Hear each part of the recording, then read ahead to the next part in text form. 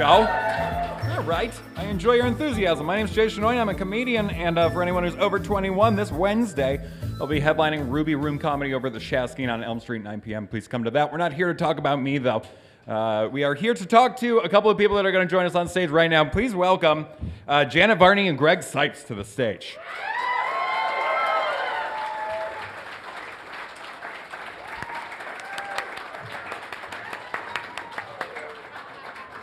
Oh, and a third guest whose name I was not given. Buddha. Buddha, a.k.a. Wingman. All right. And please welcome Buddha to the stage as well. Not too loud. We don't want to startle the guests. Thank you guys so much for being here. I can't. I'm not going to be able to. I'm in love. Welcome to Let's Watch a Dog Drink Water, the panel, everybody. I would go to that panel. Yeah, I would as well. I'm enamored right now. It's one of my favorite sounds in the whole world is listening to him drink. It's like a babbling creek, you know. That's right. That's right. You want to give it to him, Buddha? So thank you guys so much for being here and for bringing your pets. We appreciate that as well. We're a very animal-friendly state. I'm his pet.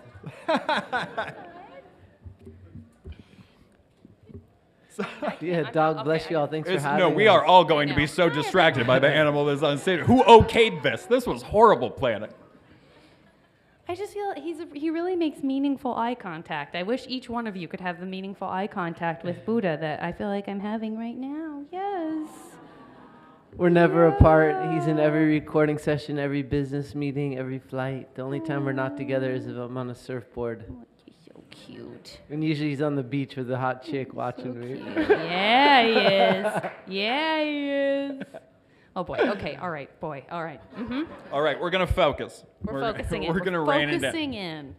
Well, thank you guys for being here. Yeah. Thanks for having us. Really appreciate it. And all right. So this is the I Know That Voice panel. So the first question I want to ask is if you guys tend to see, I mean, I know with a voice actor, it's more like not when you walk by or something, but when someone hears your voice, do you find that a lot of dudes who look like me are like staring at you pretty much everywhere you go? No. No. No, I think I've only been recognized for my voice a couple of times. Where Okay. like I was at the Walt Disney Concert Hall seeing some like cool organ thing, and the two people sitting in front of me finally turned around and were like, "It is." So they recognized it. So and from in front of you, so it is like sitting we don't need to see yeah, you. behind me. Yeah, it's better if they don't see you because Right. then they can just think that they're not getting distracted by Sure. like a different face. But then someone at when I was checking out at a grocery store one time, again, not looking at me, just hearing the voice. But if someone's looking at my face, I don't think they even think about it. Well, I mean, you also have Janet has a very intimidating Wikipedia page, everybody, if you're not familiar. The like voice acting is actually not where I know your voice from. I know you from Spontanea Nation with Paul F. Tompkins. And a number of, you get very far down her Wikipedia page before it mentions that she co-founded a very, very famous comedy festival in California. Oh boy, well, you gotta keep busy. Some of us have anxiety and have to stay very busy. So do I. That's why we're all making eye contact with a dog up here. I know. That's why we're so Greg, soothed. What about you? Do you find a lot of, because I mean, you have a very broad scope of kind of nerd properties that you might have some dorky dudes like myself staring at you when that voice comes up. What are you talking about? You look pretty cool to me. Yeah, I think mostly it's children of all ages, really. Sure, absolutely, yeah, and that's kind of the demographic that you're tapped into. You're just a big kid. Yes, we all see the bright colors, sir. It's mostly dogs that recognize me. And those are just Buddha's fans. They're not even. It's true. Yeah. You know, Wingman is now in the DC universe. He's Beast Boy's dog. He's in Young Justice as himself in a corgi form. They didn't want to pay me for the actual rights to use his image. so they used his name, but they drew him kind of like a corgi, which he still made it, though. He looks like he resents that fact right now. There is intense eye contact going on right Teen now. Titans Go, he shows up as, does anybody know the name they gave him? For $1,000. You have 5 seconds. 1, 2, 3, 4, 5. Too late. I can't even remember, but they gave him some name and they made him red, but it looks more like him. That's so funny. So yeah, he's taking over the world. Yeah. He is. You're all getting the intense eye contact from the dog now. I hope you all caught it. Do you find, Greg, that is there a difference between the demographics in your Children of All Ages fans? Like, is a Ben 10 fan easy to spot versus like a Teen Titan fan? No. No. I mean, other than somebody might come up with an Omnitrix on their arm or a Ben 10 shirt. It's hard to tell. Okay, so wear identifiers is what he's telling everybody. My fans are vast and they range in diversity from my Fast and Furious fans, where I play a character named Dwight on Fast and Furious and I suck on toes. So that's a whole nother demographic. So you can probably tell them when they're approaching that want to talk about that character. Yeah. Versus a But Ben those are the 10 same fan. guys that like Beast Boy, so it's Do you find that when you're doing, you mentioned Beast Boy, are there subtle inflections? Did you change anything for the 2 iterations of the character? Well, yeah. I still remember the first Teen Titans Go recording session, and the president of Warner Brothers, Sam Register, came into the room and he's like, just make this version of Beast Boy even more like you. And I did. And really, I just channel Wingman, because he's a rascal. All the greatest qualities in the universe are in Buddha here. Patience, compassion, loyalty, beauty, innocence, rascality, all these things I channel into Beast Boy. But, the original Beast Boy that I helped create in the original Teen Titans was definitely a lot more innocent. But over time, we lose our innocence. In Teen Titans Go, Beast Boy is really very, he's not as innocent, he's very irreverent. I thought you were going to say not as innocent, so like more mature. I was like, so it was kind of a beast man that you were channeling. No, he kind of reversed. He's less mature. I think that fits the tone, though, for Yeah. Teen Titans Go versus Yeah. the original show. Yeah. Yeah. Yeah. And it's just a part of my personality that I get to play with in those dimensions, because usually I'm just his servant in real life. I serve him, and I take shelter under his lotus feet. Now, Janet, we obviously haven't even mentioned the Legend of Cora yet, which is, is the reason that you're on the voice actor panel. Did you put any of yourself or your pets in the character when you were kind of forming that at its conception? Well, I'm definitely going to retcon this so that I'm going to say I put this Buddha into my performance. So that's now canon. You turned his kissing machine on. I love this. I definitely did. I love these kisses. Oh man, it really looks like that's. I love when dogs are like, "This is my job." Like the intention is like, I need to complete this kissing. These are very passionate kisses right now. These are like him thanking me for telling you all about him. Yeah. And his greatness. Yeah, I'm like, can I call you wingman? I'm feeling like you're his wingman. Yeah. Is that what's happening? Yeah. I think like any acting job, this is such a cliche to say, but if you can pull from things that you can relate to, that's absolutely going to lend credibility to the character. It's also why I think so many actors are drawn to playing adversarial, like characters who are maybe villains, if you want to use that word, but because the sort of mining yourself and humanity to understand why that person is the way they are and why they think the way they think. Sure. I feel like I talk about Azula maybe more than I talk about Cora when because I do this podcast with Dante Bosco now called Braving the Elements. We're in our 2nd season and we're going through the entirety of Avatar: The Last Airbender all the way through Cora. So we'll be doing this for many years.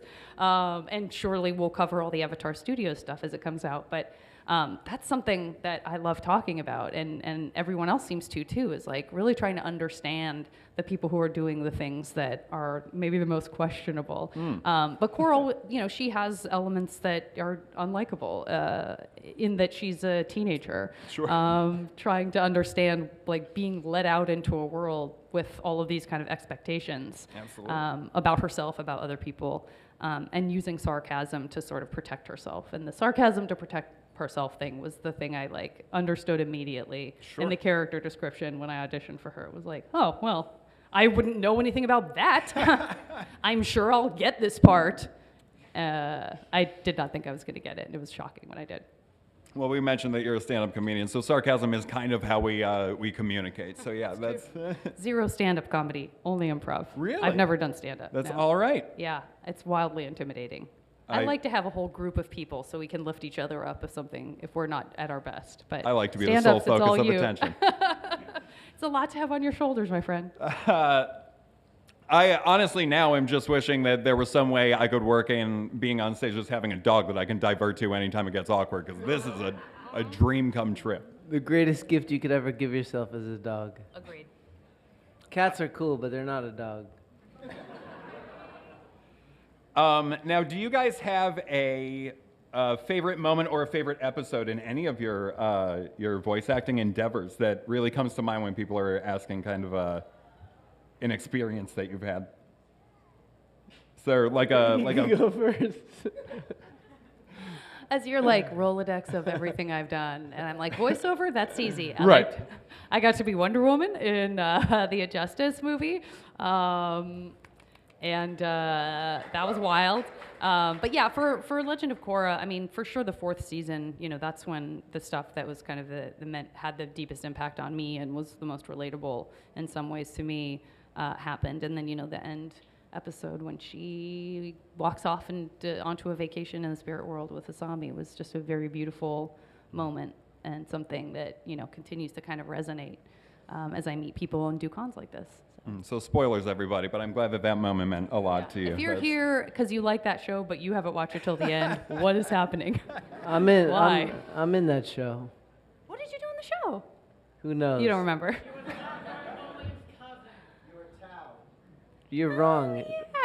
It's not. No, you're right, but my brother Mike is wrong. Two. Not Tao. I think it's 2. That sounds right. Yeah. So yeah, I was in that show. It was fun. Memorable things from animated shows. For you, we can even simplify it a little bit. If you have a favorite character of your Rolodex that Jana was talking about, of characters that you voice, if there's one that you really love doing the most. I really do love them all, but having been the first actor to create Beast Boy and to see what I've been able to do as far as making Beast Boy who he is today has been kind of one of the most special things ever. Absolutely. And I definitely, as soon as I heard that voice, was like, yeah, that's Beast Boy. I very much identify your voice with the character. So. But I'm also so fond of my Michelangelo. As well you should be, yeah. Because when I got the role, thank you. When I got the role, they're like, we don't want a Mikey like there's ever been. And even with the catchphrase that I got to come up with Ciro, Booyakasha, it was all just very much because I grew up watching Teenage Mutant Ninja Turtles. It was my favorite show as a boy, so I was already Mikey, so I didn't really have to do anything. That's very much like the dream that I'm sure everyone in this room can be very jealous of, is I think when you're a part of those fandoms as a kid, you do kind of have that, I want to grow up to be one of these characters type of thing, and to actually get to do that is otherworldly. It was one of the coolest phone calls I've ever got when they're like, you got the role. I was like, what?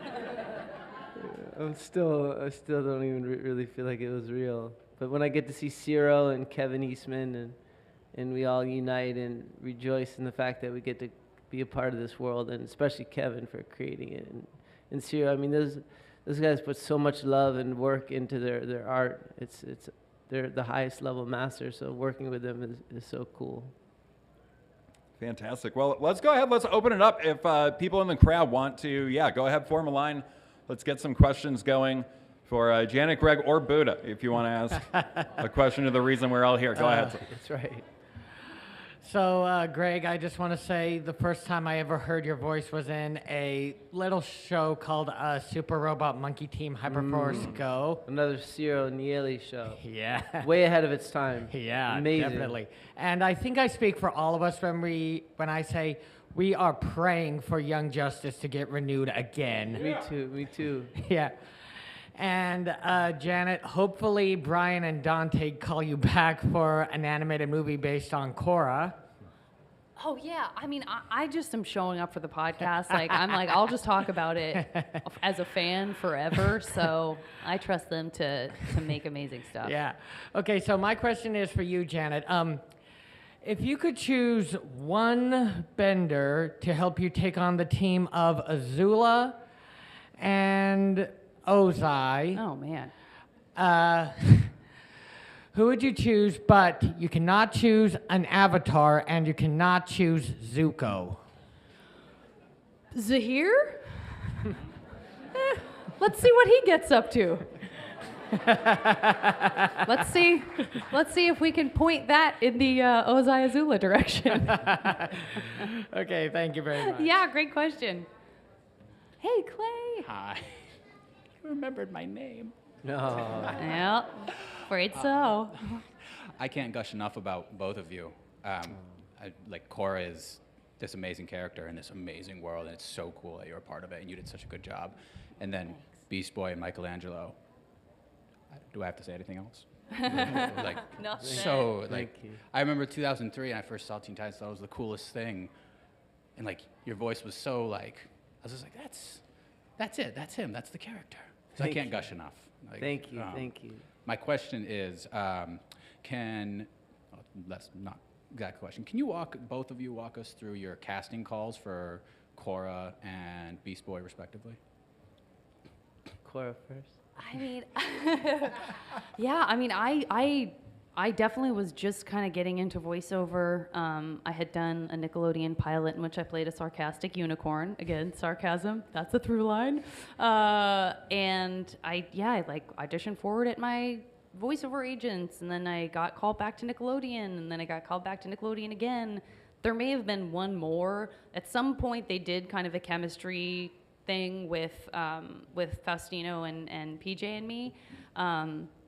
But even then, they had other people that they were kind of testing with, playing with a little bit. And so, there's a lot of the time, there's a long space between those auditions, right, Greg? Like, you do that, and then you have 2 months to be like, well, that didn't go anywhere because I probably would have heard by now. And then you get another call back, and then a lot of time passes. And then some time passed before I found out I got it. So it helps because you can get over something. So by the time they do cast it, if it's not you, you're like, you should be in the moment, and you should have, that. Those were each performances of that character I may never do again, and they were one-offs, and they were special, and that was great.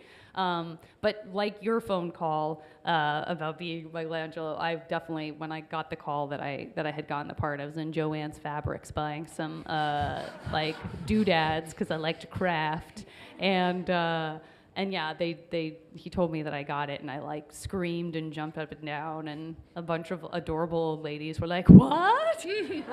We've never seen this in Joann's." And yeah, so it didn't. And again, I totally relate to did it happen? Was it real? So but it was just it's not like somebody some people are like, what attracted you to Cora? And I'm like, I got an audition for it. That's what drew me to it. I was lucky enough to audition for it. So yeah, that's my story. What about you? Beast Boy was my first animation audition, and before I had some auditions for McDonald's commercials, and I would take 5-6 hours of recording myself, and I would send them in on my own, but I never got anything until I was sent to Warner Brothers Animation, and I saw a picture of Beast Boy and a character description, and yo, out came this voice. And it was 5 months later, I felt like I was doing a movie in Mexico called Club Dread. The Super Troopers guys, Broken Lizard. Yeah. Club Dread was not as good as Super Troopers, but I got a call. They're like, you got this role. It's a big deal. And I was like, cool. And I didn't really know how big of a deal it would be and how it changed my life, but that's how it all started. It's awesome. Thank you. Mm-hmm. Thank you.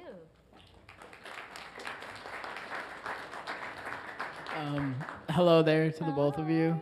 I just gotta say, growing up watching Teen Titans, watching Beast Boy just be Beast Boy in himself, it reminded me so much of younger me. Small, ADHD-filled, hyperactive, can't focus on anything. Ooh, look, a dog. Exactly that. And I just want to say thank you for making a character that I could relate to as a child. And again, thank you for that. And then Janet. All glories to Wingman. Absolutely. We can't live without wingmen, right? All glories to Wingman. Absolutely. And then Janet, I just gotta say, watching Cora from beginning to end, from the first season to season 4, there is so much character development. It is absolutely crazy. I don't know if there are any Star Wars fans in here, but I kind of relate her character development to Ahsoka Tano in the Clone Wars series. Yeah. Because we start off with this angsty teenager who she gets mad at the slightest things, and she's ignorant, doesn't want to take lessons from her elders, and then by season 4, she is teaching other people after learning all the lessons that she went through. Yeah. And I think that is just absolutely amazing with any character. Yeah. And my question for you is, out of all of the villains that she fights throughout all of her seasons, what villain do you think left a permanent mark on her, whether it be physical, mental, emotional? I mean, I already uttered his name. I mean, he's just an amazingly terrifying villain. Absolutely. But one of the things that's so cool about Kuvira coming after him is you sort of have that like, well, what could be worse? And it's not necessarily about worse. It's about what's the next lesson that you need to learn. Mm-hmm. And, you know, obviously we get to see Toph again and get this wisdom about, again, like we were talking about earlier too, with adversaries and villains, so to speak, is like what's someone's journey? What is the arc? What's the road that leads them there? What makes a Zuko and what makes an Azula if they come from the same family? All that kind of stuff. And so it's really hard to choose. Obviously, the spirit world stuff is huge. I mean, everything has such huge ramifications in Cora that just resonate, you know, that just sort of continue out. But you know, I mean, Zahir was, you know, that created like the PTS that she I was gonna say went through and really developed her fear for the first time. Like she never. That was one thing that I never saw going up to that season was she fought like everything from trying to learn after she didn't want to learn. She had physical capability issues, but after that season, she developed a general fear, and that she had to come over to be able to connect back to the Avatar world, and that's why I couldn't agree with you more. Yeah, and it's so, I mean, it's such a big version of the things that we often have to deal with, and, you know, understanding like something can happen to you and you don't just get over it. Absolutely. You just find out how to have a relationship with it over time. And for me, the worst stuff that's happened to me has brought me the closest to other people, you know? And so I wouldn't change that. But it's hard to, on the outside, you're like, oh no, I wish that didn't happen to you. But when it's you and you know what you got from it, you're like, honestly, don't worry about it. Like, I'm glad, you know? So that to me was a really, really big deal. That is absolutely amazing. Thank you so much, the two of you. Oh, thank you.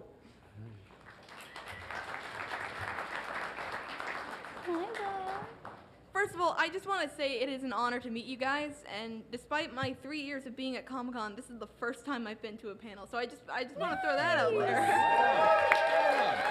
And that's because of Buddha. Yeah.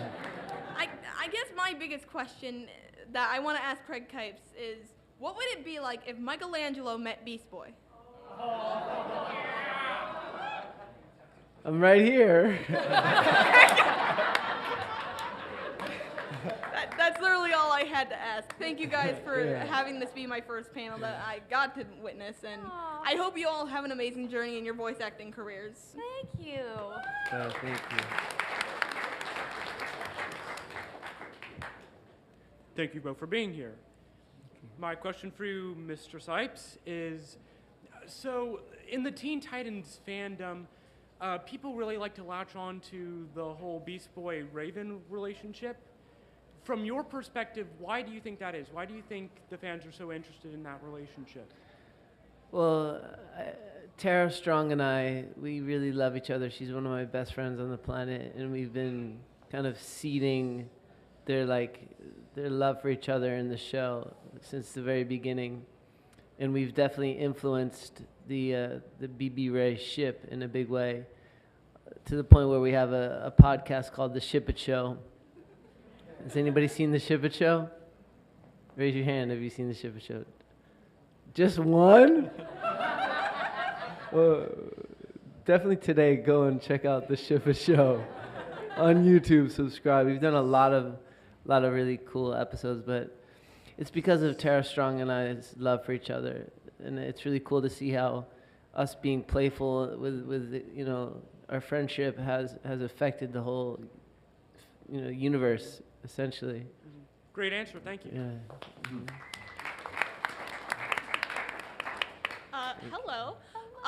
As a sort of voice actor fanatic, it is really cool to meet you both. I have a question for both of you, and that is, what are some of your favorite line reads you've ever done? Oh, we got it. Or line deliveries? Oh, beautiful baby. Yeah. Oh, goodness. I want to be able to hear that. As an elegant answer. Yeah.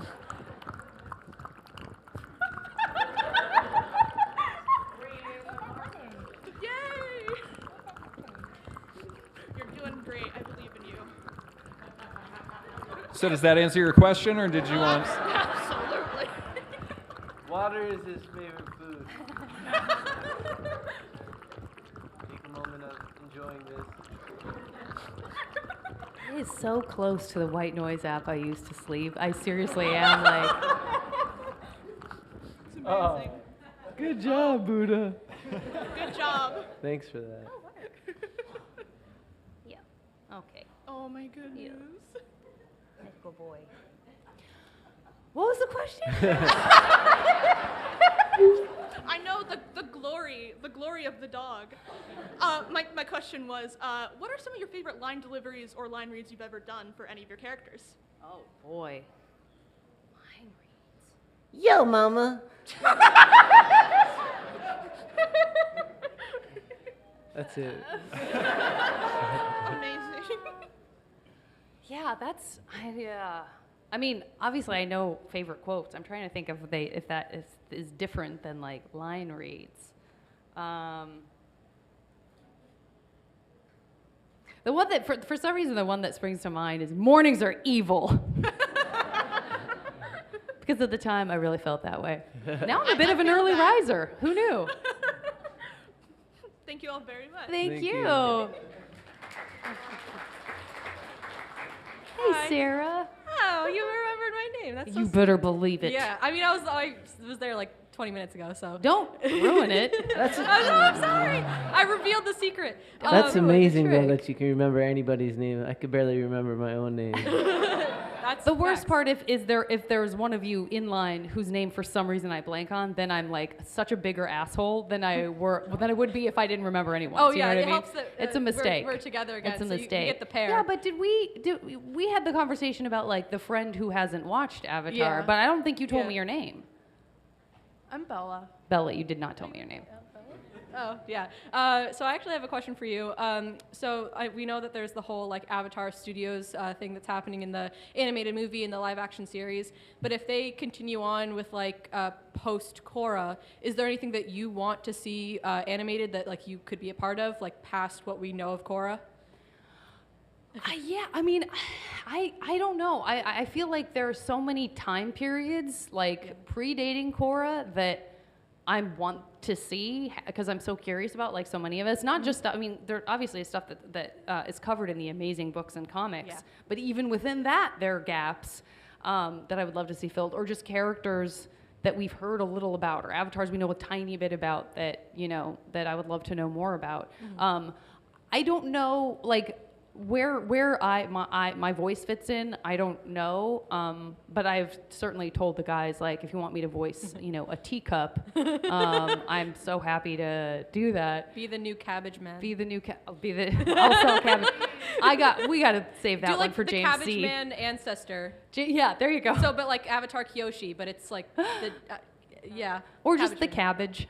Yeah. Like this whole that works time too. we find out he's Yeah. been talking to a cabbage, like it's real. There's a reason that he's like, I mean, he cabbage bends. He has a relationship to cabbages. You don't talk to cabbages? It's weird. I talk to cauliflower, and for some reason I feel like I'm being disloyal if I talk to cabbages. Broccoli is a really close friend of mine. Broccoli makes me feel, broccoli is so smart. Broccoli makes me feel like I don't know enough. Me and kale, though. Yeah. Kale's awesome. All right. Thank you very much. Thanks, Sarah. Thanks, Bella. Hi. Hi. Now I know. So mine's actually for Greg. First of all, thank you for literally my entire childhood, which was the OG Teen Titans. To the point, like, my dad, who is right there, made sure I had literally everything possible for the original Teen Titans show. And I just wanted to know if you have any preference on Raven or Tara with Beast Boy. What's your preference? Honestly, this is not going to help you because I like them both. Me too. Beast Boy's got a lot of love to give, yo. Thank you.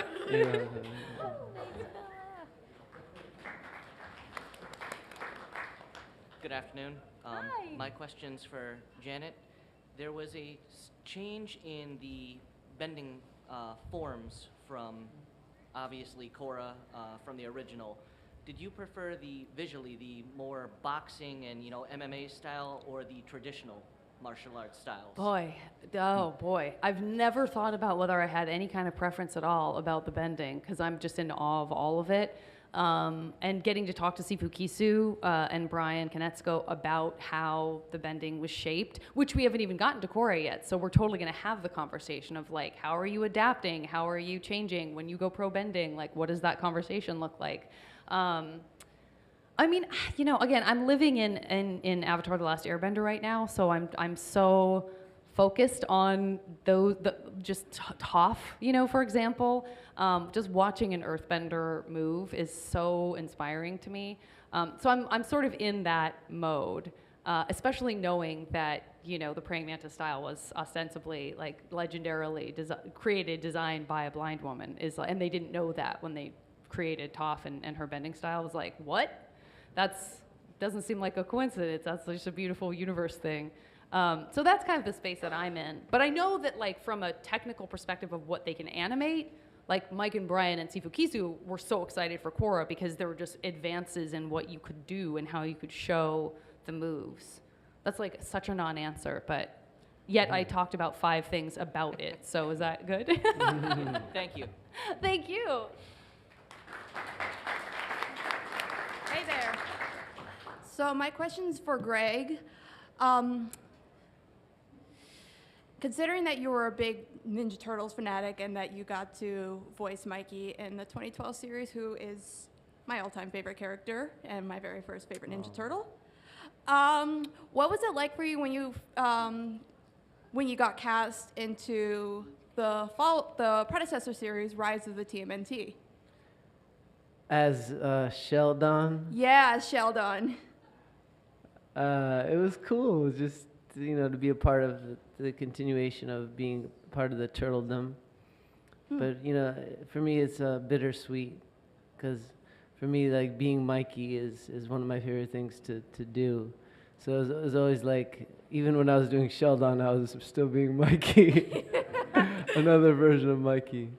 But it was cool. I mean, there's so much being created with the Ninja Turtles that it kind of all kind of goes together, and when something is successful, it helps everything. So it's cool. Yeah. Yeah. You're still my favorite Mikey, bro. Thank you. Thank you. Thank you. Hey guys, so I had a question for each of you. My first question is, when you were doing Teen Titans, you voiced not only Beast Boy, but you also voiced yourself for an episode. Mm-hmm. How did that process go down? Did you have any input on how that scene played out? Yeah, they let us improv a bunch, actually. So it was very just playful, us being ourselves, me and Tara are, taking selfies all the time and making videos during our sessions, and they put it in the cartoon. But it's just very real. That's one of the cool things about Teen Titans Go is that we could be like in between recording a script and just talking to each other as a cast, and they'll be listening in, and they'll wind up writing an episode based on us just chatting with each other. That's so cool. Sometimes it's cool, sometimes it isn't. But it is cool though. It's so creative and unlimited, and I think that's why our show is so successful. It's the #1 show on Cartoon Network and has been for almost 20 years. That's so cool. Nice. Yeah. And sorry. And Janet, I just wanted to ask, at what point did they let you know that Cora and Azami were gonna end up together? What was that process like? Yeah, I can't remember like in the chronology of us recording when it happened. I just remember Mike and Brian like sort of taking Seychelles and I aside at a recording, and I mean, I feel like we went out of that Studio A or whatever.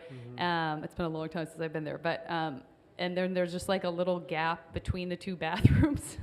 And so we're standing between the two bathrooms, and they were like, "We just want to let you know, this is like what this is the way the characters have grown and developed, and like they told us, that this was happening." And so that's sort of, we've just been letting that develop and grow as felt natural.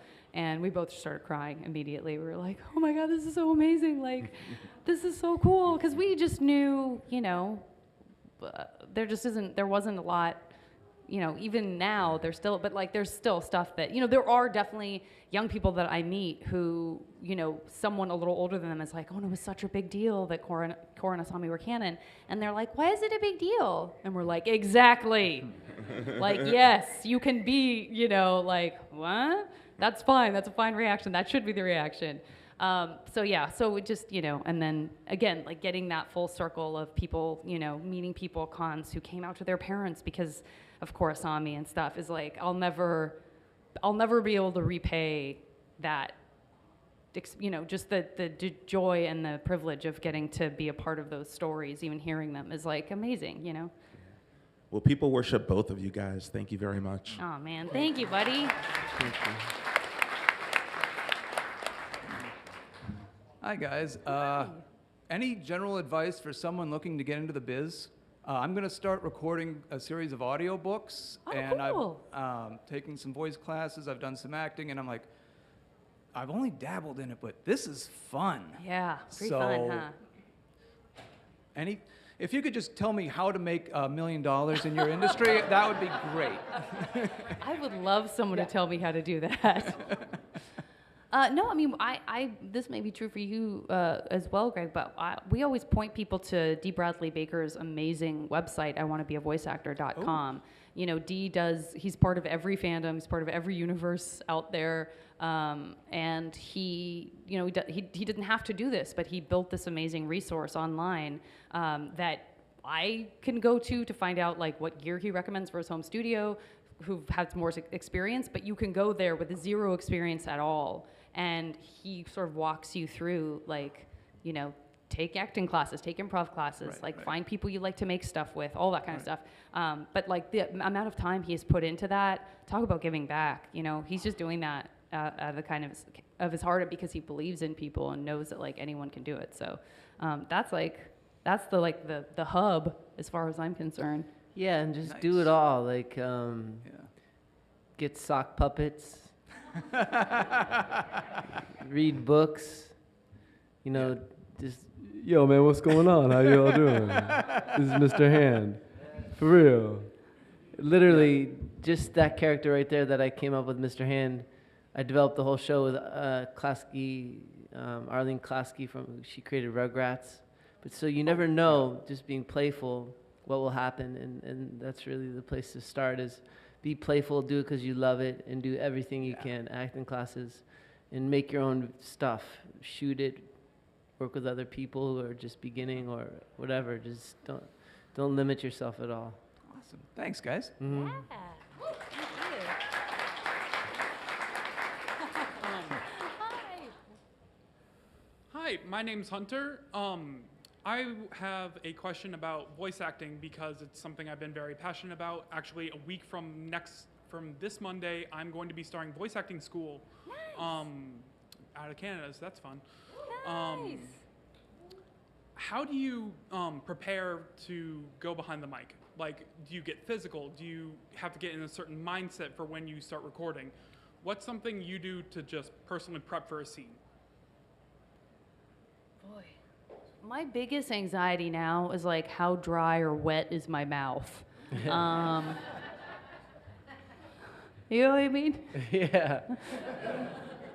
Like, do I need to eat an apple? Do I need to chew some gum? Where am I with that? Weirdly, that is kind of a big deal. Yeah, I mean, I think it depends on how well you know the character you're going in with. If it's an audition, then, you know, it's kind of just about making a choice and then also having the flexibility to completely upend that choice. You know, if they're like, I love everything you just did. Unfortunately, that character was too old, too raspy, too this, too that, you know. Could you do something completely different? And to be willing to go, oh, okay, well, that didn't work. Sure. Which is sometimes the hardest part, because if you prepare something really carefully, you get set in your mind, like, that's the groove I've gone down, and it's hard to take that adjustment. So I always say improv's great, too, because you learn to fail, and you learn how wonderful it is to fail because it opens up doors in your brain that you didn't know you had. Again, not an answer to your question. I'll go back to a wet and dry mouth. And that really has to do with your health, because as an actor, this is your tool, your vessel, and without your health, you can't perform. So a plant-based diet, you know, getting off of dairy, which is blood and pus, this limits the mucus in your body, gets rid of it basically. And, you know, exercise and breathing correctly and all those things are very important for preparation to be an actor, especially a voice actor. Thank you so much. Mm-hmm. Great point. Hi. Serena, not Katrina. Katrina's your girlfriend, yeah. So, Janet, I wanted to say that Cora has just been one of those shows that has had a really strong meaning in my heart. It was one of the first things that I showed my girlfriend after we started dating, after, of course, Avatar: The Last Airbender, and it's been one of those shows that really stuck with me so much.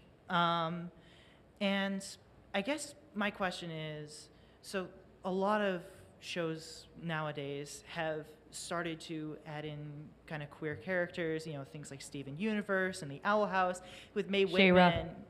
Yeah, She-Ra. But with Mae Whitman as Amity, you know, I guess my biggest question is, looking at it nowadays, how does it feel knowing that Korasami was just one of that big first domino falls before how it is today?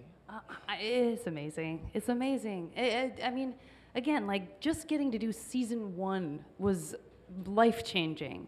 And so the gift of these kind of monumental things happening in the show, including, you know, what Cora goes through before she ends up with Asami, I can't believe it. I can't believe it. It's,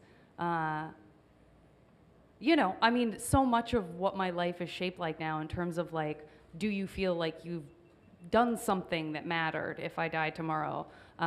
Such a large part of that is connected to doing, you know, something in the Avatar world. And that's like a great comfort, you know? It's like, no matter what I screw up from here on out, like, that all happened. And I'm so grateful for it. I'll never take it for granted. I'll never take it for granted. Thank you so much. Yeah, thank you, Serena. Guys, we are running out of time. We really have time for like one more question, but we have 2 people in line, so let's just try to keep them concise. I really want to get to both of you. I'm just going to hold this now. Sorry. It's smart. So I have a question for Greg. So what was your favorite line for Kevin in Ben 10, Alien Force, and Ultimate Alien? And if it's something about his car, understandable. You gotta treat a woman like you treat your car. Yes! Yes! Thank you. All right, final question. Bring us home. Hi, I have a question for Greg. So I noticed you voiced Beast Boy in other stuff other than Teen Titans. So my question is, would you consider yourself the definitive voice of Beast Boy in the same respect that people see Kevin Conroy as the definitive voice of Batman? Yes. As well you should. Yeah, absolutely. Everyone, thank you so much. Go ahead. And you can go to beastboy.com and see. Officially branded. Thank you so much, everyone, for coming to the I Know That Voice panel. Thank you so much, Janet and Greg, for being here. Thank you. All glories to Buddha. And yeah, biggest thanks to Buddha, who really, the star of this panel. Thanks so much, everyone. Have a great rest of your Saturday. Shake it out. Shake it out. Yeah. Oh, what up, dog? Yeah, you've been wanting to come say hi for a while. I know. Good job.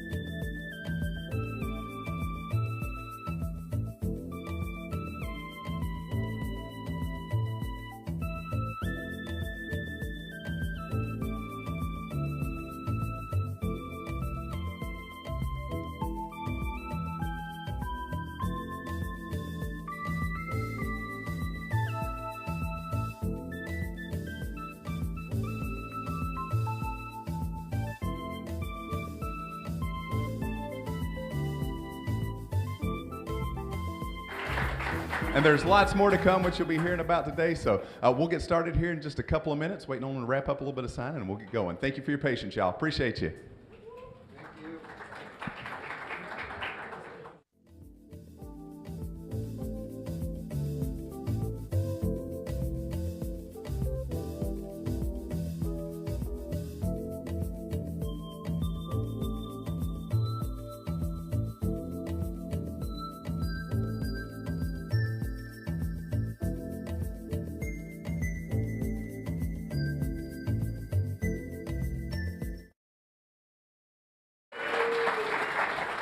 All right, we're going to welcome to the stage the incredible creative team that has really rocked not just the comic book world, but every aspect of the publishing world with this amazing book. First up, the legendary writer, Mr. Tom Waltz.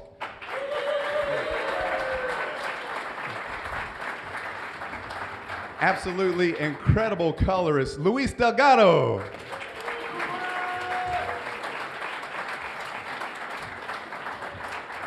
One half of the incredible team that brought the action and character to life, Isao Escorza.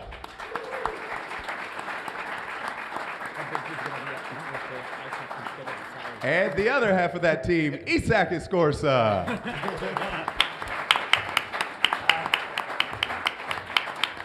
Up next, the turtle killer himself, Mr. Ben Bishop.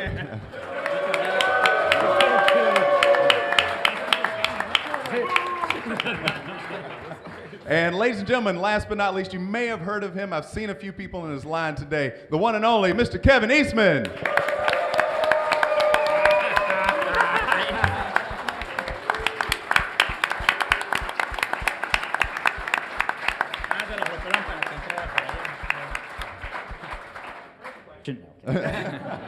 Kevin's got all kinds of questions. Awesome. Yep, jump on right in there. Thank you, Kevin. Man, what a team up here, ladies and gentlemen. Turtle killer. The turtle. A lot of blood on his hands down there. I don't, this is an interesting time having Ben Bishop up here. I think you've recently gotten a new license plate identifying yourself as a turtle killer. Yeah, if you've seen that TMNT killer Bronco out there. Pretty proud of that thing. Yeah. It's awesome, man. Well, New York best time selling crew right up here, y'all. How does that feel to be on the best sellers list? What's that like? Man. I'll tell you what. So where to start? There's so much to unpack with this incredible series. I mean, it's something that's changed the landscape. Kevin, you've seen this thing through since the '80s, and just going back to the roots of the creative process that you started with Mirage. Maybe kick us off talking a little bit about that creative process and getting in the driver's seat on this one. Well, my system of working is basically let everybody else do all the work and I just take all the credit. It works out really good. No, going back to the earliest days of when Pete and I worked together, it was really a complete collaboration where it was one idea would lead to another goofy idea and would keep merging those two together as we sort of built out the original concept, the original origin.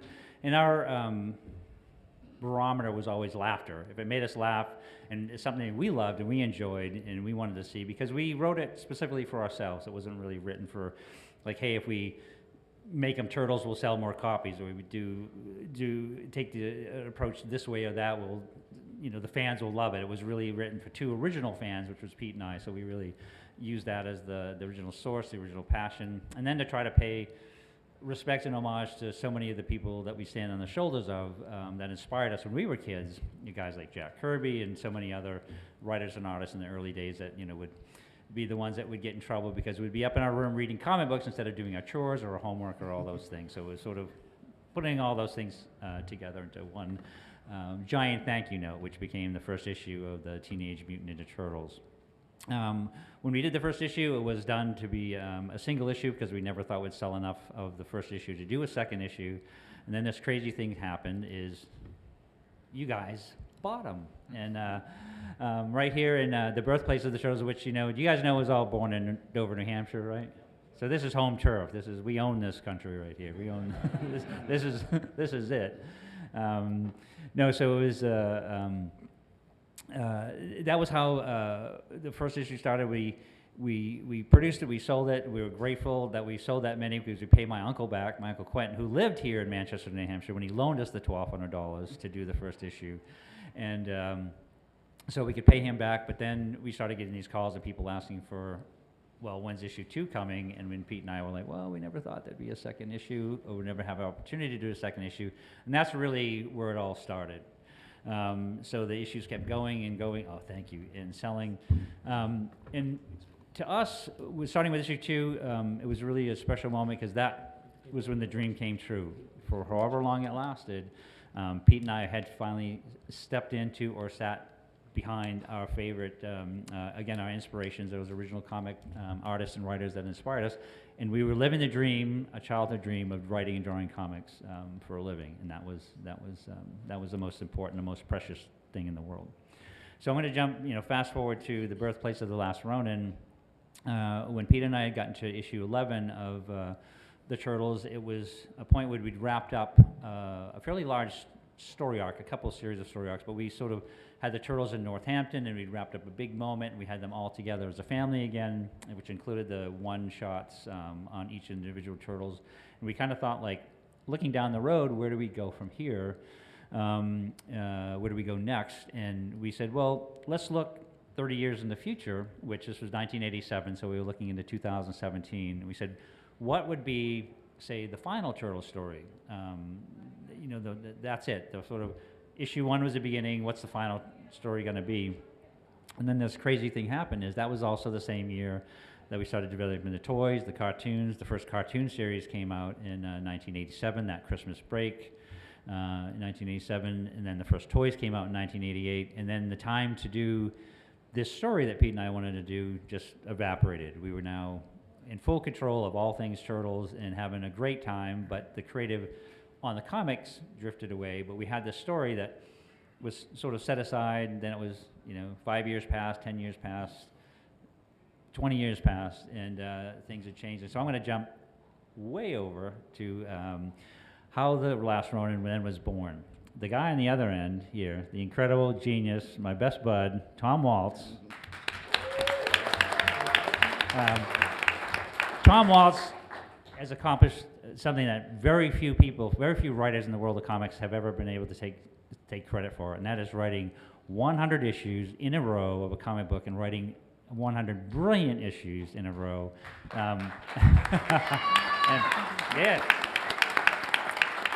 And so with that foundation, that incredible foundation, working with these incredibly talented, Tom is a writer, we were blessed with so many gifted and talented artists that helped bring these stories and these ideas together.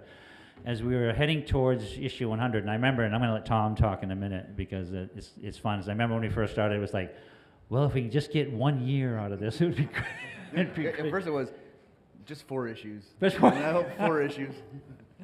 But I want him to go back to the where it started at IDW. But so anyway, so just on the Last Ronin moment, and we'll go back a little bit. But on the Last Ronin moment, we were heading into 2018. We couldn't believe we were seeing issue 100 in our sights. And as Tom and I would have these chats of we'd have these mind melt meetings, we'd have the chats of well, where do we go after issue 100? And one day I sort of dusted off this idea that Pete and I originally had, and I showed it to Tom. And I said, what do you think about what we develop this? And this sort of take it to issue 100, then jump to another sort of our Dark Knight version of the Turtles, sort of set within its own universe, leaning towards a Mirage universe. Let's jump to that and bring that to life. And the coolest part about bringing that to life, it was very... nothing will ever replace what Peter and I did and how we worked, but Tom and I on this issue in particular, it was very much like those days with Peter where one idea led to another idea. We had this fun foundation, but there was a lot of things we needed to fill in. So one idea led to the next, and so it was a back and forth, right up until, we'd be changing and tweaking dialogue on a Sunday night before it went to press on Monday, and so it was a real true birthing process and quite painful. Exciting, but quite painful at times. So, so that's where that takes us to Last Ronin, and we should introduce these guys. Well, so for you guys that are jumping in here, tell us what it was like when you found out you were on this project, because that obviously Turtles and Ben, I know, seen pictures of you in the sleeping bag back in the day, and standing next to Steve Levine in a foam suit. What was it like to be able to jump on board with this project and help bring this vision to life, you guys? Luis? No, they say Ben. Okay. No. All right. This goes for all of you. I say it every panel, and I almost start to cry, and it's just like it's freaking crazy. Like I've always loved turtles. I have sleeping bags that Steve drew, and I just have always wanted to be, a part of that history, and to be such a big part of, especially, such a big book has been insane, and just it doesn't feel real. And now there's going to be toys, and hopefully we can get a movie one day, and I hope it just keeps going. But more so than that, we're able to tell new stories with those old characters, and also some new characters. Well, hopefully they make new sleeping bags so we can replace the other ones. I'm probably drawing the there are sleeping lunch bags. pails. Yeah, I've seen the lunch boxes. That's Yeah. Yeah. No, Yeah, Isaac, Asaf? Que digas qué es lo que tu opinión, pero what's the question? Like, okay. So what was it like being able, when you found out you were on this project, this legendary piece here? Pues definitivamente Definitely. es la mejor experiencia The de best trabajo experience ever de la vida. in their lives. Jamás trabajamos con alguien como Kevin. They've never o worked del with tamaño anyone de the todo el size of equipo. Kevin and the whole team.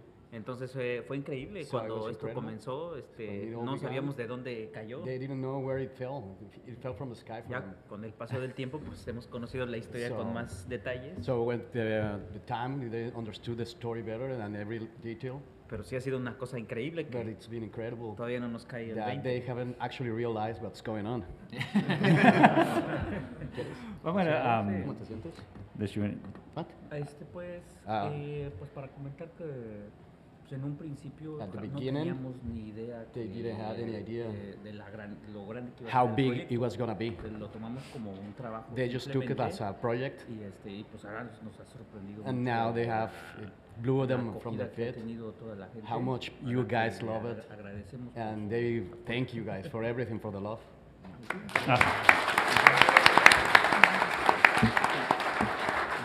I want to have Tom. I want Tom to go back to the beginning in a minute, but I'm going to fill in a few quick blanks here, which includes Lewis, and then we're going to get on to, because I want Lewis to speak too. But that's also so. A couple quick things. As The Last Ronin came together, much as it was a happy accident for Tom and I to sort of start building the building blocks and sort of taking this to where we wanted to be Last Ronin, we were very lucky that the art team for this project fell together so beautifully and so perfectly. And that being that our dear friend Andy Kuhn, who was originally brought on to be the series artist, had to step away from the project. And so we were both kind of scratching at, so looking at who do we choose, who's next, what kind of artist could we work with? And we have to blame my wife for both of the artists involved. One was when we were working on an individual project called Drawing Blood. We were looking for an artist for that, David Avalone and myself. And my wife, Ben had just sent me a book called The Aggregate that he had self-published. He grew out of that self-publishing Kickstarter program. And Courtney had said, well, what about this guy? He's pretty good. So we ended up bringing Ben in to do a main series artist on Drawing Blood. And so that evolution was, that track was going, so we got friendly with Ben, and we were huge fans of his talent. And so back to the main artist for the Last Ronin, when Andy stepped away, I had a really, really good fortune with Heavy Metal Magazine that the Escorza brothers had done not only Tana, a 4-issue Tana series based on one of the most iconic heavy metal characters, but we also worked on a story together. It was an 8-page story for one of the issues that I wrote it out, and they just brought it to life in such a brilliant way. We met Esau at one of the La Mole Comicons, and had given my wife a beautiful drawing, and it was sitting. It was like on her wall in her office. And again, Tom and I were beating around artists, and Courtney said again, these guys were really good. And I said, you're right. So I showed this to Tom, and Tom was like, dude, I'm all in with that. And then again, we had the Escorza brothers, and we knew we wanted that to be the here and now, sort of our Dark Knight version of the Turtles. We talked in great detail about these flashback sequences, and kind of like if we had Dark Knight on the one hand and a Batman Year One sort of on the other, and we said Ben Bishop would be the guy that could bring that to life so beautifully, because he's so great with the acting and the emotion and the things. And so David and I literally took Ben, who's co-owner of the property, we took our main series artist off our own book. I made a joke when things were changing, and I was like, well, if you need any help, let me know. And I'm on page like 100 of 209,000 or something. Way too busy and wanted it, but yeah. And he was in, and so Ben, that's where you get this dreadful name, the Turtle Killers, because I got them all except the last one. The last one. Yeah. But no, it was just great. So it was a beautiful package, and then I think there was no other colorist that Tom had in mind except Luis Antonio Delgado, who colored not only the brothers' sequences but Ben's sequences. And with that, let me hand it off, because that sets the stage how this amazing team came together. What's it like for you, Luis?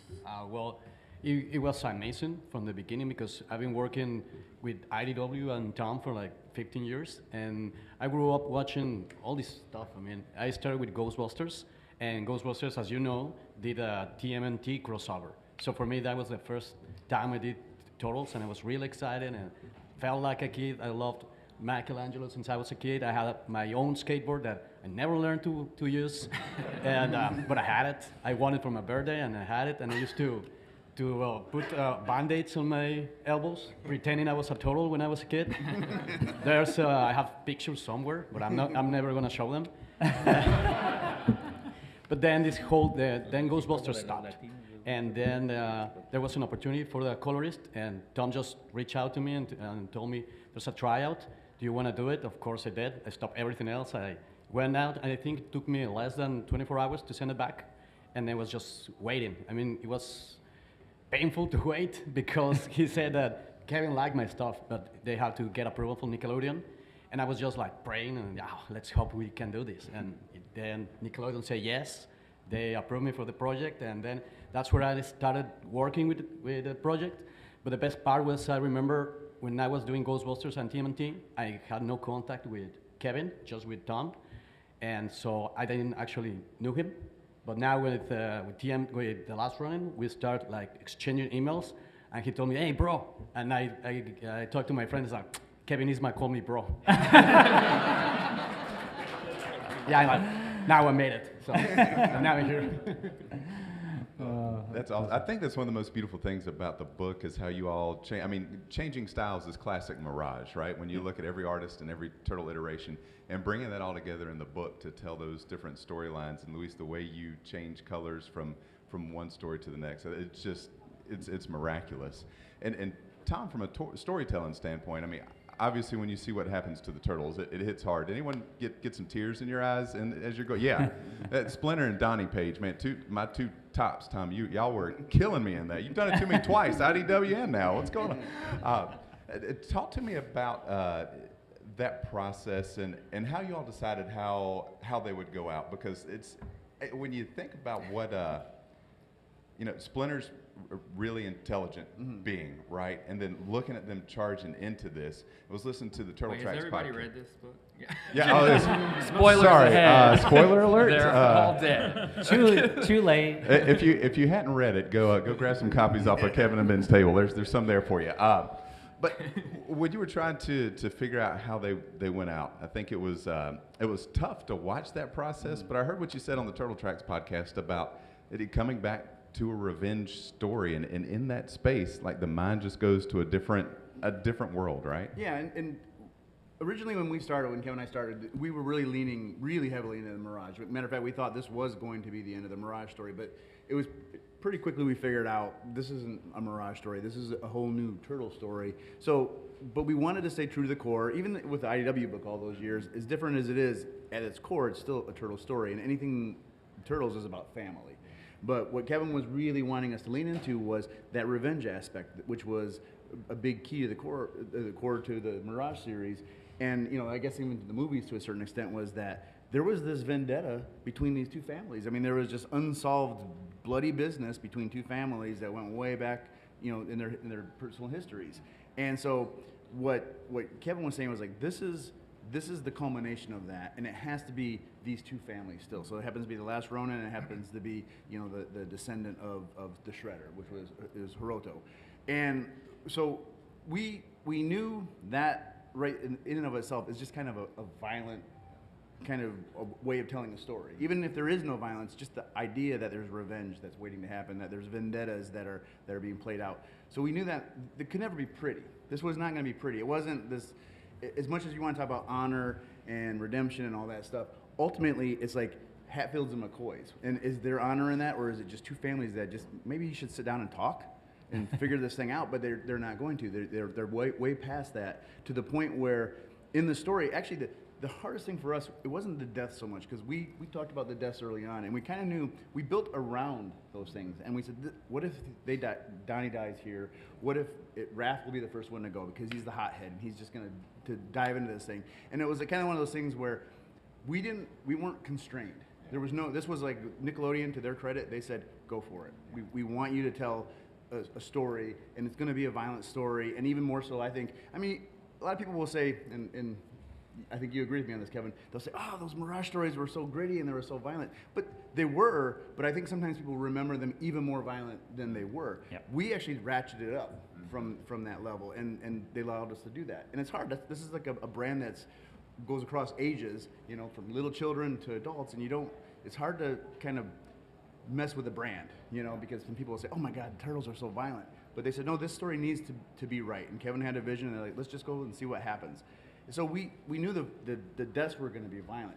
What was the hardest thing I felt like in the story was we had to find a way in all that violence to, in the end, tell the story that this was about a family, but it was about that family.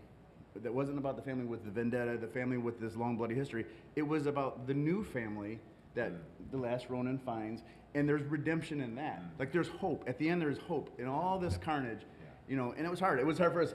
The funny thing is, people will say, oh, I cried when I read it. How did you do that to me? And even though we knew it and we wrote it, when those pages came in, it choked me up. You know, because it's like, when you see it, you're like, oh my God, we did it. This is terrible. People are gonna hate us. You know, this is. But I felt like, that felt like, okay, now if it does this to me, and I've been talking to Kevin about this for 2 years, and it still hits me like this. What's it gonna do to people outside? Now, what happened was thank you guys, by the way above and beyond anything we ever expected to happen with this book. But thank you. but like so for us, the challenge was never the death. We knew that death was going to happen. What the challenge was for Kevin and I was like, how do we come out of this and the reader won't feel jaded, the reader won't feel depressed, they won't feel like all this for what? Because what to me is the point is, what is the point of revenge? I mean, what are you going to resolve? Nothing. Nothing will get solved. And what you're going to have more angry people that are going to want revenge later on. So in the end, when Kevin said, I wanted this Casey Marie character that was Casey's daughter, she's our linchpin in this. And in April to a certain degree too, but April's even kind of caught up in the past. Because if you read the book, she's still prepping for war. Yeah. She knows, oh, well, we're still at war with the Foot Clan. And for Casey, the young ones always get pulled into these things. So what we wanted to do was, the most important thing for me coming out of this story was that at the end, you realize, what was the most important thing? Was it the revenge? No. For Michelangelo, what was it? And if you haven't read it, close your ears. But it's like that reunion at the end, you know, whether you believe in heaven or Valhalla or whatever you want to call it, what mattered the most was he got to go back in a loving way to his family. And in the end, Casey Marie, you see, they're going to build this new family from love, from honor, and real, kind of a real purpose. Doesn't mean you can't fight bad guys. Right. I mean, comics would be boring if you didn't have bad guys to fight. But the thing is, like, maybe now it's not about vendetta. It's about justice. It's about moving forward. And I think they did a really good job of that. It was just kind of a coincidence. I really like this new Batman movie with Robert Pattinson, because that was the message in that movie. He was all about what he thought was, I'm vengeance and I'm going to get this. In the end, he realized, all I'm doing is creating more vengeance. I'm making people think this is okay. Yeah. What was the most important thing? Lifting the little girl up into the helicopter and saving somebody. And that was, I think, the biggest challenge for us. It was never about death. Sometimes the biggest challenge is about life. And that was what the book, to me, this book is about living. Yeah. Yep. Well said. Yep. Yeah, very much so.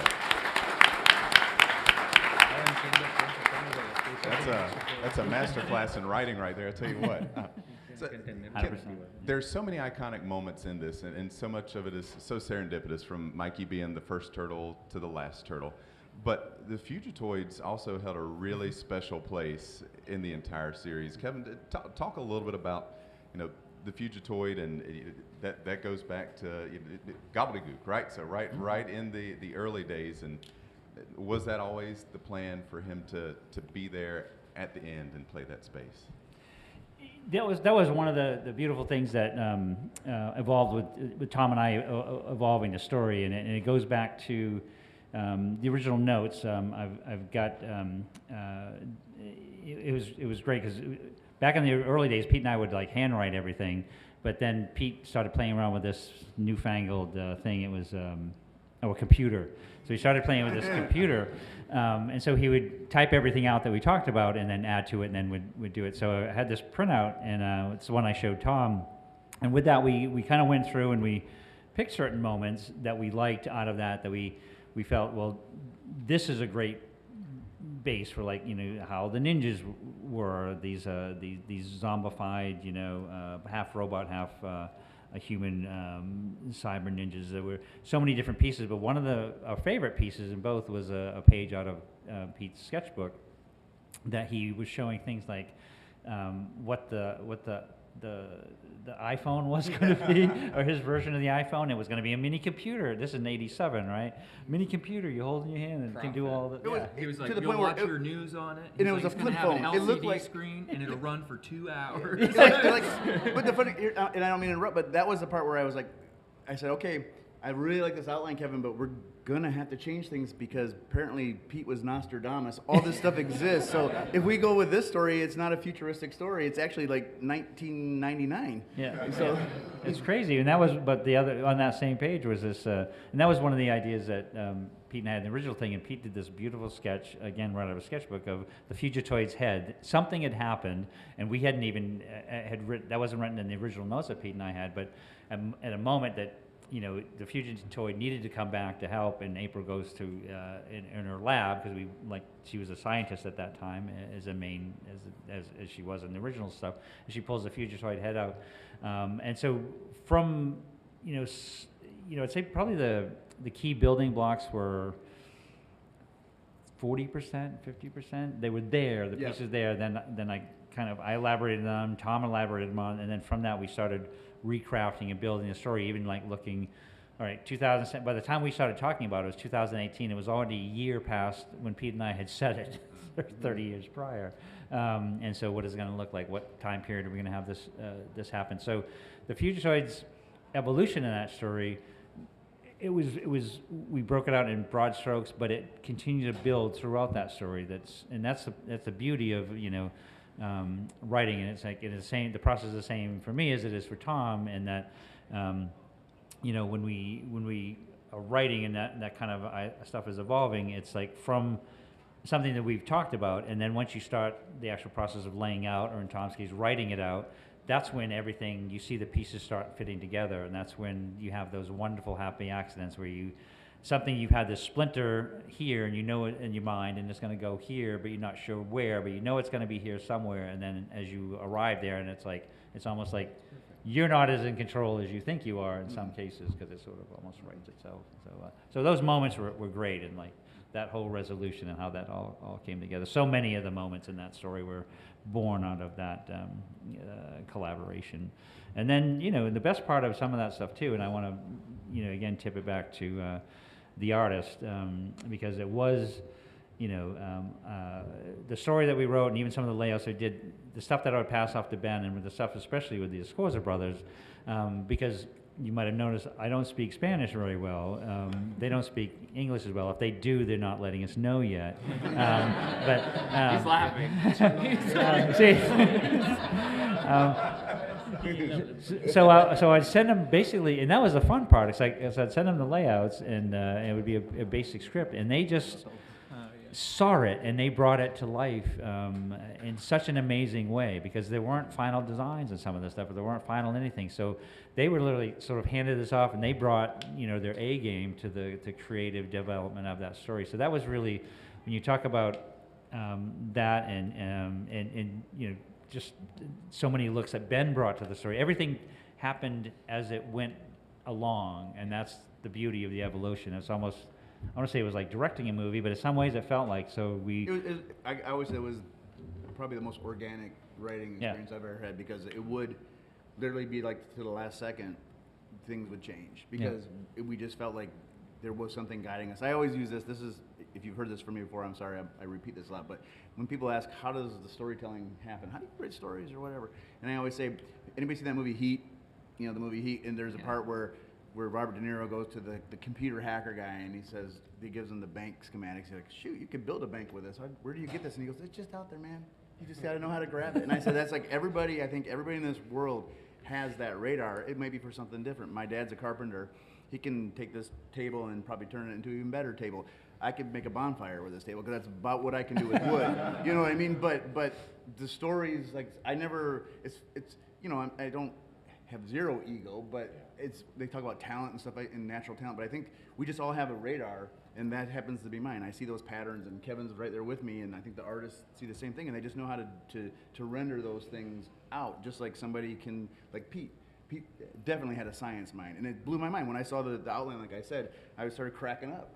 I was like, none of this is like old-fashioned stuff now. Yeah. He was way ahead of his time, you know. But I think we can all channel things. But what's funny in this case, it was kind of like simultaneously, Kevin and I were like just locked into this radar with this story, and we would both know. We would say, just not right, but we're going in the right direction. And there'd be a point where we'd say, that's it, and just leave it alone, and move on. So it really was. I mean, that's, again, just to repeat or sum up, it was. I did an afterword in the collective, and I just said it was a dream team, and it really was a dream team because it was like the perfect combination, the opportunities. The Scorzers had just come off a project, and they were available. Ben and our buddy David, you know, of our own project, you know, we were able to pull Ben aside and then have him focus and become part of that story, and that was like, so many pieces fell together just so wonderfully organic and so perfectly to, you know, the whole team to make it happen the way it did. And so that's what made it The amazing. whole thing was crazy collaborative because, as you know, they came out in a weird schedule, but we're literally working on it the whole time. It would come out, everyone except maybe Kevin would breathe for a day.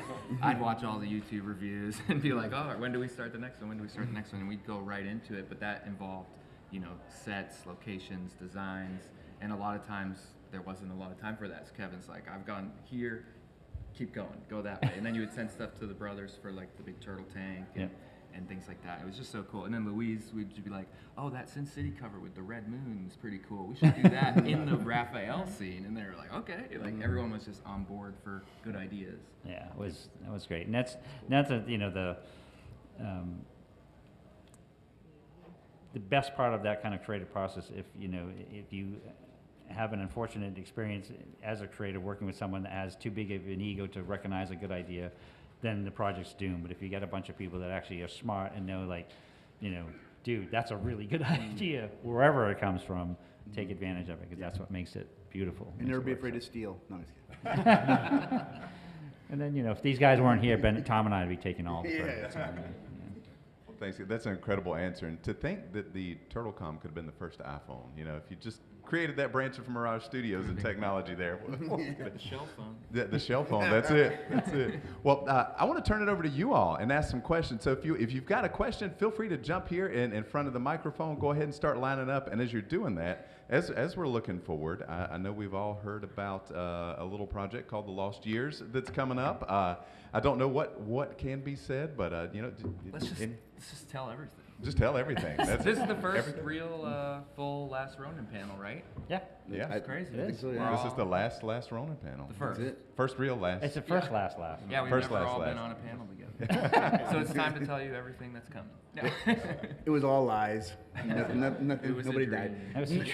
No, so what we're planning, and you know, I don't know if anybody here knows, but I also work at IDW in an editorial capacity, so I'm kind of behind the scenes, even in a meta fashion with this book. When Kevin and I first started, we had thoughts about sequels and other stories, but we just knew that we had to get the last run done, we had to get it done right, and every once in a while we'd be looking at that shiny thing down the road, and we'd stop ourselves because we had other deadlines we had to take care of. But, you know, success certainly influences, you know, a trajectory, and so when the book came out, we knew stories we'd like to tell. We didn't know we'd had an opportunity or even a reason to do it.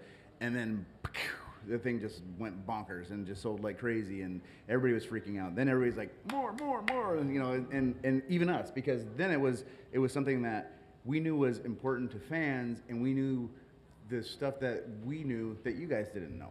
So one of the things that, and there are, how do I do this without getting in trouble? there are things in the works. But the one thing I can talk about right now is Lost Years. So what Lost Years is, we wanted to do something, and I think Kevin's aptly calling it like a Rogue One type story within this universe. So you know how you have Star Wars and the main movies, but then you have like Rogue One is a Star Wars story. This is a Last Ronin story. So it won't be oversized like Last Ronin was. It'll be, I think we said 28 pages each issue. It's a 5-issue miniseries, but what this is both a prequel and a sequel, all in one book. So what we're going to be able to do is tell a story that we hinted at through Kevin's flashbacks that he drew in the Last Ronin, which is when Mikey found out his entire family was dead, and he also believed April had died. He kind of went on this weird vision quest. He went over to Asia because he went to look for Donatello and Splinter. They were obviously killed, and he thought, I'm just going to walk into the mountains and I'm going to die. Everybody's gone, I'm going to die. But what happened was, this is where we first kind of hint at this idea that there's these secondary mutations that are happening, that the mutations never stopped. And so his body's changing, and his body wouldn't allow him to die, to the point where he finally said, well, you know what, I'm just going to stay here, I'll meditate, I'll just be by myself and figure things out. And as he does, that's when we kind of hinted at this idea that he starts to hear voices. He starts to keep hearing this nagging mission that he has to accomplish, which is that final revenge against the Foot Clan. And so then he gets attacked, and he is going to allow himself to get killed, but he can't. The voice tells him, you got to get up, you've got to keep fighting. He kills these villagers, and this is in the Last Ronin, and he says, you know what? It's time for me to train. It's time for me to take my father's journal, learn how to be this complete warrior, this complete ninja, and go finish this business for my family. And he goes on this westward trek across Asia, Europe, through Africa, and back to the United States. We're going to tell that story. You're going to see what happened to Mikey during that quest. So, and it's like we're talking 16-year quest that he goes across.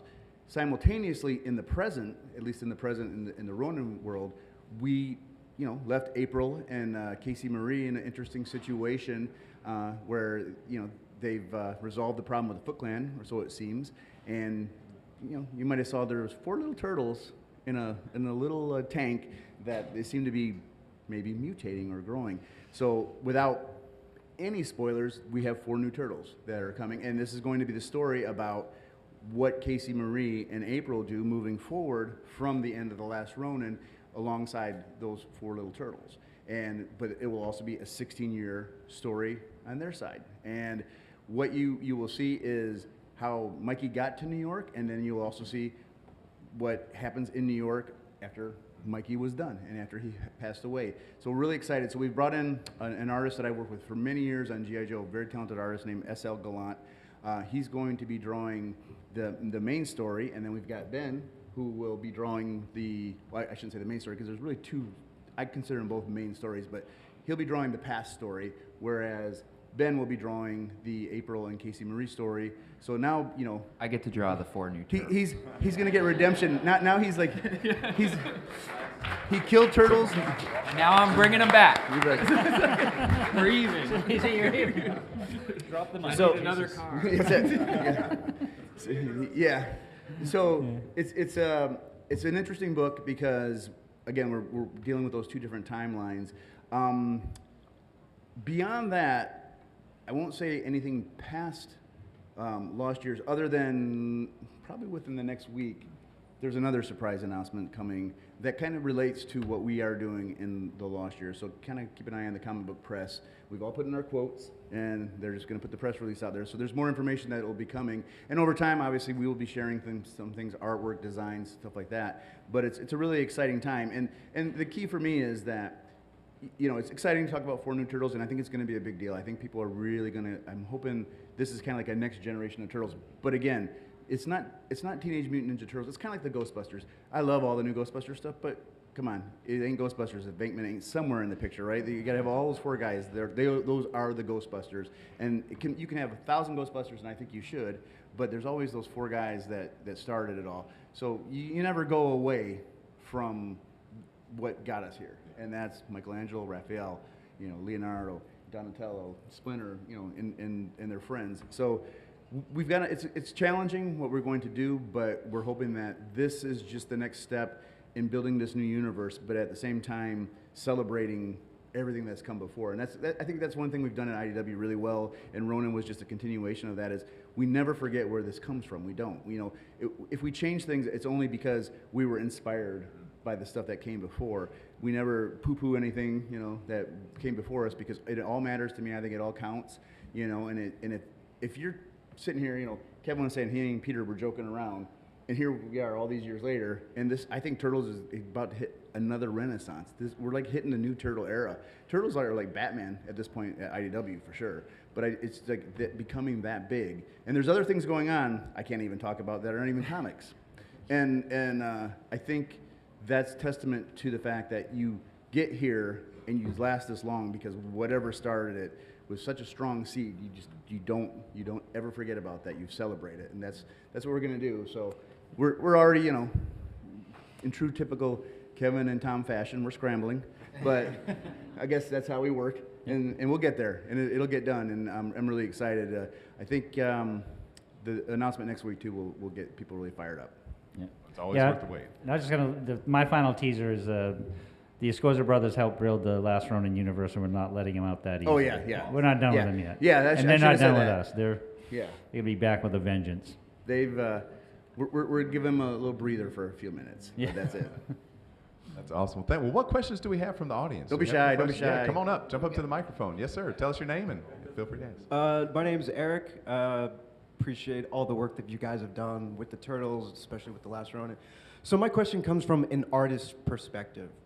With all the success that's happening and things like that, you can probably get a good sense of projecting, you know, what future stuff is how it's gonna turn out. But how do you guys stay inspired to kind of just keep delivering the heat, if you will? Thank you.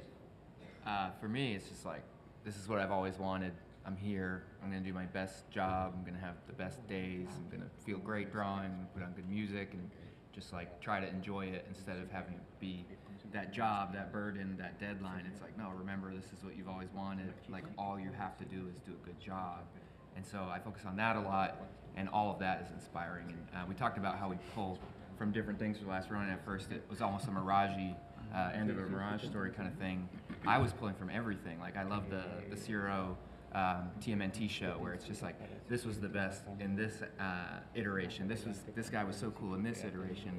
And I try to do that with like movie designs or old toy designs or jokes, and putting Kevin and Pete on the subway and things like that. Like, that's inspiring to say, oh, what's the next page going to have, and what can I sneak in there, and how are people going to like it? Yeah, it's kind of like you know, it starts with the passion, because like Ben was doing Kickstarters and drawing and creating and self-publishing his own work before he came on board with us, which is similar, because Pete and I had just tons of rejection letters, and we were going to do comics one way or another. If it wasn't a Turtle, we'd be doing something in comics. But it's having the passion, and then the rest of it is like, we're all kind of genre junkies, and I think that, you know, it's kind of a Kaiser Soze kind of thing. It's like, it's amazing where you get ideas from one little spark will lead to another spark, what builds, you know, a story and a concept, and especially when I get to work with some really creative people. That's really, to me, that's inspiring. And even, you know, going back to when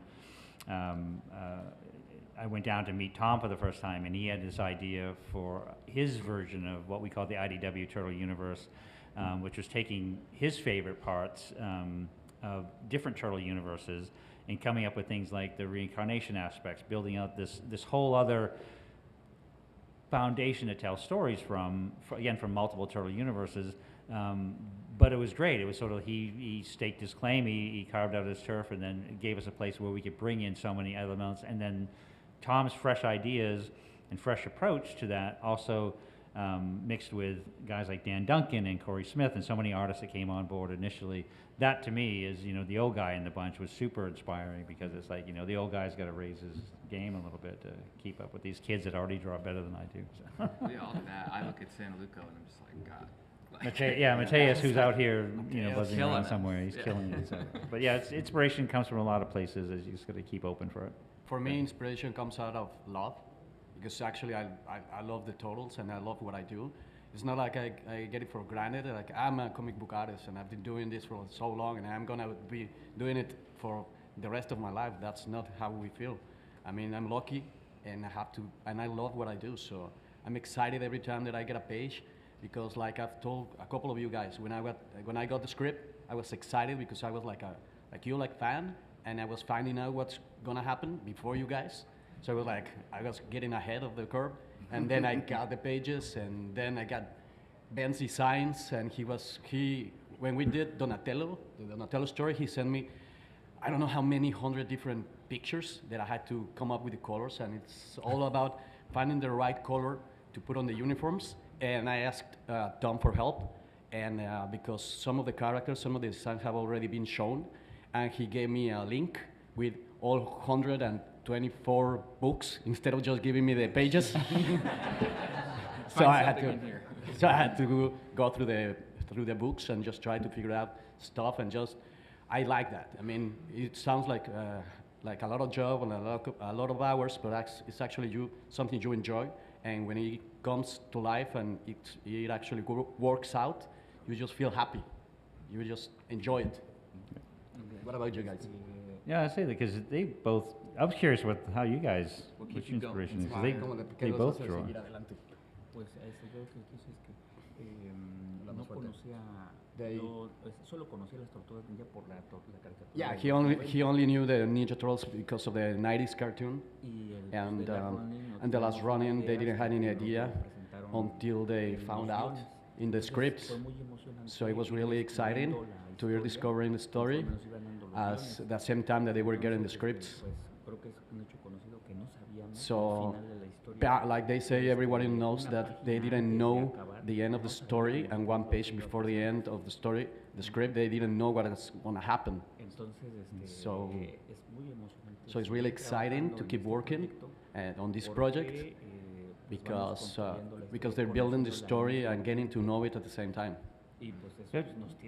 And that has them really excited to know what's coming. What made them? What inspired you guys to draw in the first place when you were young? ¿Qué los inspiró a dibujar cuando eran pequeños? Pues en realidad como crecimos con la televisión. Because they grew up watching TV and the cartoons, so they watch He-Man, Mazinger Z, Thundercats, and Ninja Turtles. So they were trying to copy what they were seeing on TV, and that's how we started drawing. Sounds familiar. No, yeah. A mí me inspira. He gets inspired. Es que es muy fácil trabajar con Kevin. Because it's really easy to work with Kevin. Es en serio. Yeah, he's been serious. Es muy amable. He's really kind. Siempre nos espera. He's always patient. Nos ayudó mucho los sketches. He helped a lot with the sketches. Que nos presentaba entonces. He gave everything to these guys. Es un equipo muy afortunado. So it's a team that is very lucky. Hemos trabajado con muchas personas. Because they've worked with a lot of people before. Y me atrevo a decir and que he can say es that una de las mejores experiencias. This is one of the best experiences ever. Entonces, pues nos hemos sentido muy bien, pues eso me so motiva. they feel really excited about it because they get motivated by working with everyone. Por siempre. And they want to do this forever if you guys keep buying it. We're all mutually inspired, so that's fantastic. All right, we've only got about 3 or 4 minutes left, so we'll just do quick questions that we'll try to get through everybody just fast as we can. So go right ahead. Well, you mentioned Turtles Renaissance, and to this date, the best Ninja Turtles movie is probably the original '90s one that's taken right from your comic.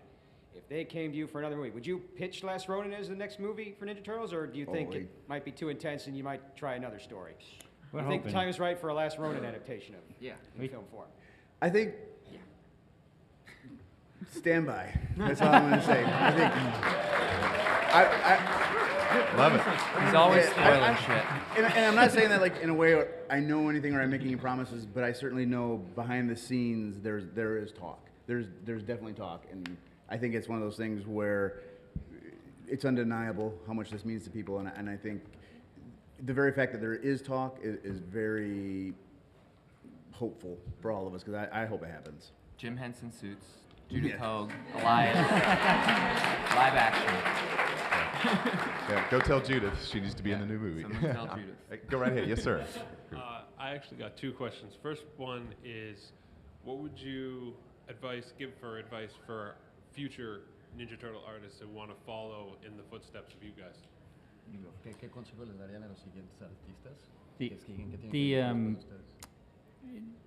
It's like anything, you know, because this concept applies to anything, whether you want to be a writer, a colorist, an artist, penciler, inker, musician, sports star.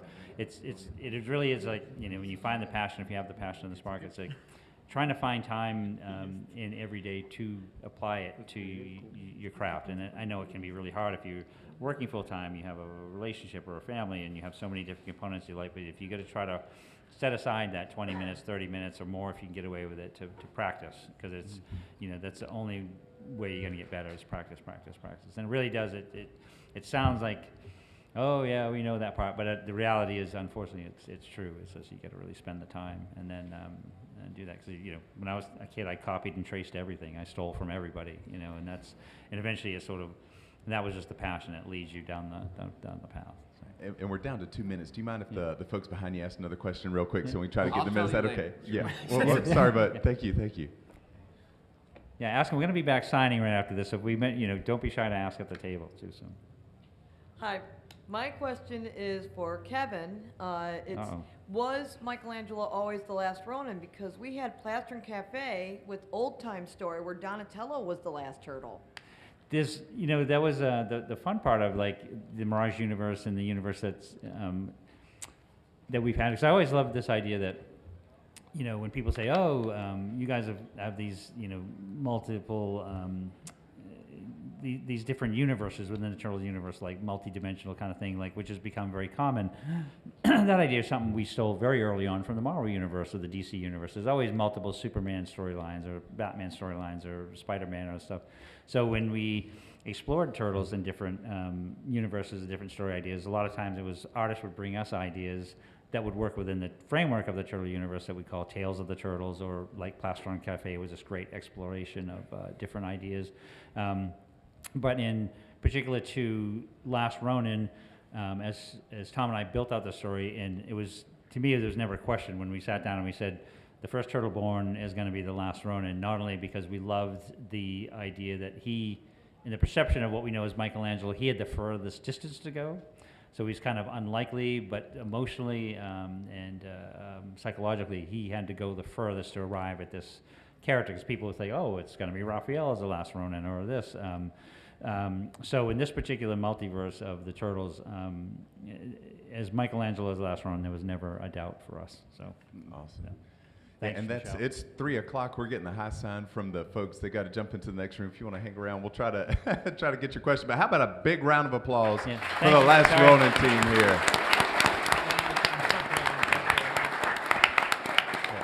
Well, thank you guys so much. Be sure to go by and see them. They'll be signing right next door. Yep.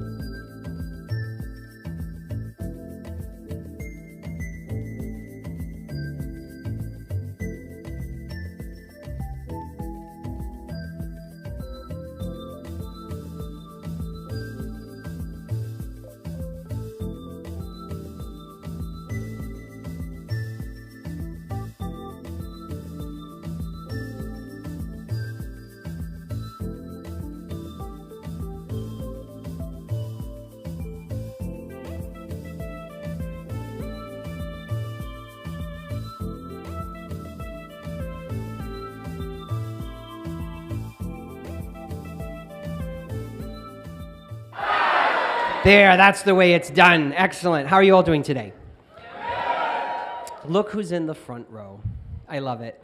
Hi, guys. I'm Derek Mackey. I am the guests who are coming up here's manager. We've been traveling the world meeting and greeting fans, and we're here to chat with you guys. So there's a microphone here in the middle of the aisle. What we're going to do is when it's time, I'll cue you all. You line up. You say your name and your question. And that way, if the question sucks, we know who to make fun of. So we want to make sure we get that name in there. And make sure you guys do me a favor. Take all the pictures you want when they first walk on, especially if there's flash. But then once they're talking, if you could just refrain from any flash photography because it gets to be distracting, that would be cool. And let's put our thinking caps on and think of questions we've never asked them before. Okay? Because we all know that everyone they've ever worked with was amazing. They're not going to give you any insider scoop because we all know you work for TMZ. Cool. So, making her second ever appearance ever at a convention, please welcome Amanda Shepard.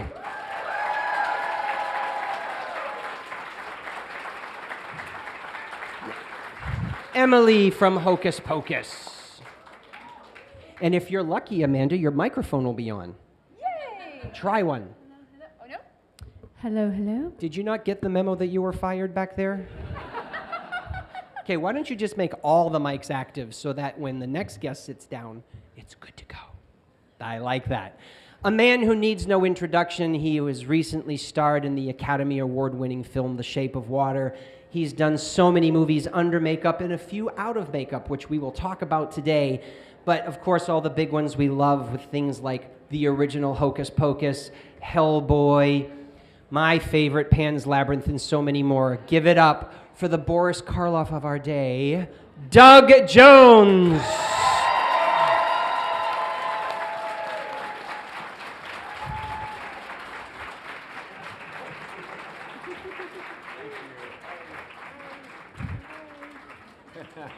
Hi. Look at the love in the room. Yay. Is your mic on, Doug? Is this on? Yeah, oh, yes. Thank God. Good. Yes. Okay, you're rehired. Oh, it's on, yeah. Excellent. All right, so before we have everybody line up, I'll start us off with a few questions just because. Okay. Why not? So, and since you're both from the same film, why don't we just start off with some Hocus Pocus questions? Because, you know, everyone's looking forward to part 2, correct? Now, who wants to be brutally honest? Raise your hand. Did anyone know that part 2 wasn't coming? Oh, thank God. No, really? One guy in the front. And you're in the front row? And Get out. He's wearing a Hocus Pocus 2 t-shirt. Oh, you... What? We're in a scene together? Was that at the outdoor fair? Ah, in Newport, Rhode Island. In real life? In the thing. Okay. Yeah. Oh, awesome. Well, I hope we're both in the movie still. We'll see. Yeah. The cutting room floor is very popular. You never know. So let's talk about the first Hocus Pocus. And I think, well, we'll just start with this. Let's go way back to the beginning. How did you each get your role in Hocus Pocus? And Amanda, since you're the lovely lady, why don't you go first? Oh, thank you. Well, I auditioned. And I went in the room with Kenny Ortega, and I think it was the second or third audition. And I knew as soon as I finished saying my little lines, we looked each other in the eyes, and it was just like we knew, like we both knew, like this is it. So I just walked out of it, and I just knew, and then I got a call the next day, and he said, "You're on board." And I said, "Yes, thank you." And that's a 7-year-old girl we're talking about at the time, right? Yeah. 7? Yeah. Yes. So to make eye contact with our director, Kenny Ortega, and be like, we had a connection, we just knew. That's like amazing. That's amazing. Yeah, oh, wow. Yeah. Was that your first feature film? Yes, it was. Oh. Yeah, my first. Sweet. And Mr. Jones, how did you land the role in Hocus Pocus? Well, I had a manager at the time that was actually friends with Greg Smith, who was a casting director, who was friends with Kenny Ortega, the director. So there was I kind of like I got hey, we got this part that Doug would be perfect for.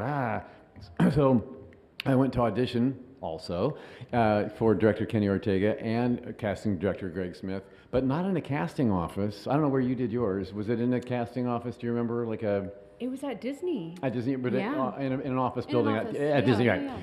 Mine was at a dance studio. Like, so I walked in with the big wooden floor, mirrors, and these people sitting off at one side of the room with the whole rest of the room mine to play with, right?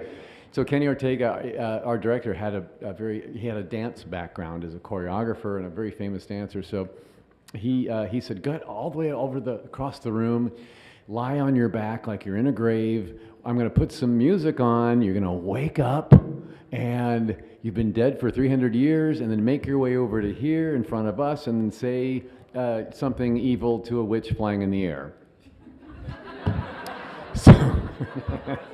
So I did all that, and I added some creakiness to, because he's been dead for 300 years. I mean, I'm stiff after a nap, so I can only imagine, like, so everything that I did, was like, Kenny Ortega was like, he started laughing immediately, and so did casting director Greg Smith. They were both laughing and high-fiving each other, and I'm like, well, I think I got this. You know what I'm saying? I wasn't even done yet, yeah. So sure enough, by the time I got home, the phone had already rung and a message saying, "It's yours, oh my gosh." And I was so excited to be working with Bette Midler. Right? That was all I knew. I didn't know Hocus Pocus. I'm sure it's a great movie, but Bette Midler, yeah. Now, see, Doug's reading my mind because that was going to be the next thing I wanted to talk about. So before we ask the question, young people in the audience, and so I'm going to go, let's do it 15 and younger. Okay. 15 and younger only, raise your hand. Do you know who Bette Midler is? One does. Perfect. No, this is what I want. Now, yeah.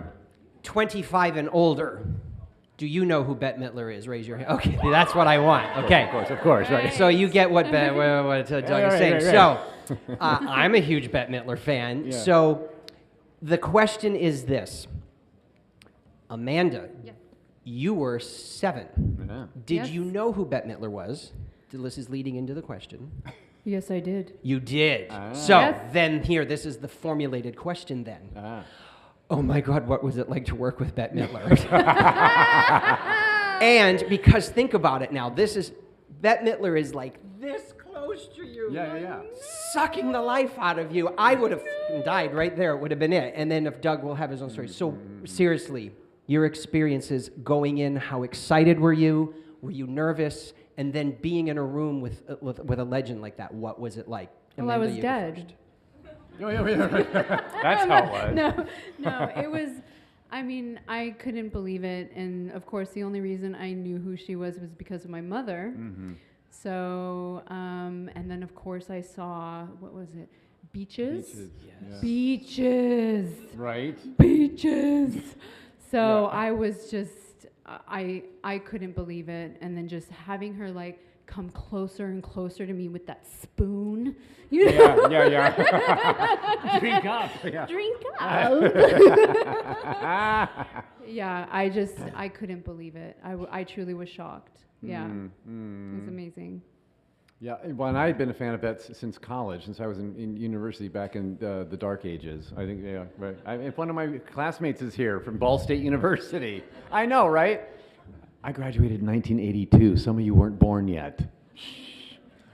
But I was introduced to her recording career and her stage presence back then, and had seen some old VHS tapes of her stage show. The Divine Miss M with her backup singers, the Harlettes, and the whole 9 yards, and in her mermaid tail in a wheelchair. She was such an icon for those who knew who she was. And but then her hit, The Rose, came out with the soundtrack, and her hit, The Rose, the song as well, hit the top 10. So her recording career was growing and growing and growing, and so she had one musical hit after another. Then her movies started with Ruthless People again. Well, this is after The Rose. She came back and did all these string of comedies with Ruthless People and Down and Out in Beverly Hills and Outrageous Fortune, Big Business, Beaches. The list goes on and on. She was such an icon, and so I was a huge, huge fan of her. So this is one of the very few times in my life and career. I've worked with some of the biggest stars, biggest directors in the world, but Bette Midler made me stupid. Like. you know. So I'm on my way. I'm driving to work my first night on the film. It was a night shoot, and it's actually for a deleted scene in a park where we're meeting up and reconnoitering, me and the witches.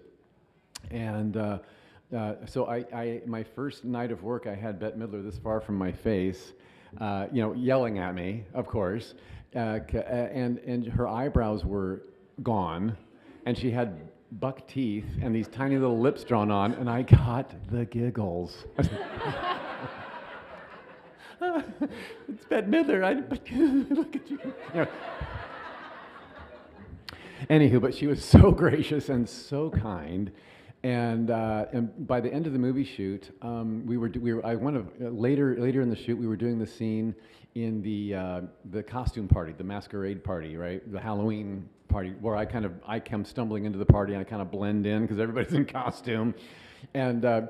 So we were filming that scene, and between shot setups, I briefly told her quickly, I said, Bette, did you know that you inspired me to keep on going as an actor? I was like, oh, really?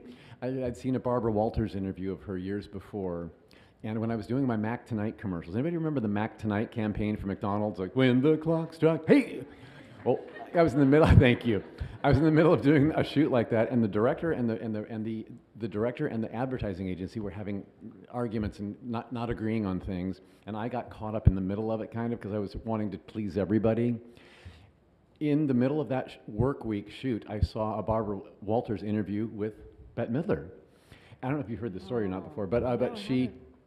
Barbara Walters asked her, you know, a very deep digging question. She said, Bette, I talked to you shortly after you did The Rose, and shortly after our interview, you went into a kind of a rehab situation. You had committed yourself to, you know, after a nervous breakdown. What makes you a different Bette Midler today? And Bette confidently said to her, oh, Barbara, I don't care anymore. Wasn't that a great answer? She said, I used to be so wrought up with everything that was happening around me, and even if I couldn't control it, I was responsible for everything. She said, now I stand where they tell me to stand, I say what they tell me to say, and I wear what they tell me to wear to the best of my ability, and beyond that, I don't care. That. Isn't that great? That's yeah, amazing. I know. So I went back to my Mac Tonight shoot in that week and was like, I don't care. It got me through the week, and it helped me. So I told her that whole story, and she said, I said that? Yes, Ben, it changed my life, you know, but whatever. So but that's the same conversation where she told me that I was doing such a great job as Billy. She thought I was very funny, and I thought, okay, Bette Midler thinks I'm funny. If a light fell on my head right now and I died, I would go out happy. You know what I'm saying? Yes. So that's my Bette Mo. So I could go on. I'm sorry. Hey, back to you. You had me at the Rose. I know. Yeah. I totally forgot about that. I'm like, hello. Yeah. The Rose. Right. Oh my goodness. Yeah. I'm still trying to wrap my head around her not caring, because that is so not the presence that she has in Hollywood at all. So Yeah. Wow. Yeah. Oh, okay. Anyway, where were we? Oh yeah. Hocus Pocus 2 is now coming out. Yay! Yes, clap. Yeah. So, Doug, how did you get the role in Hocus Pocus 2? I answered the phone. Good. Yes, I'll do it.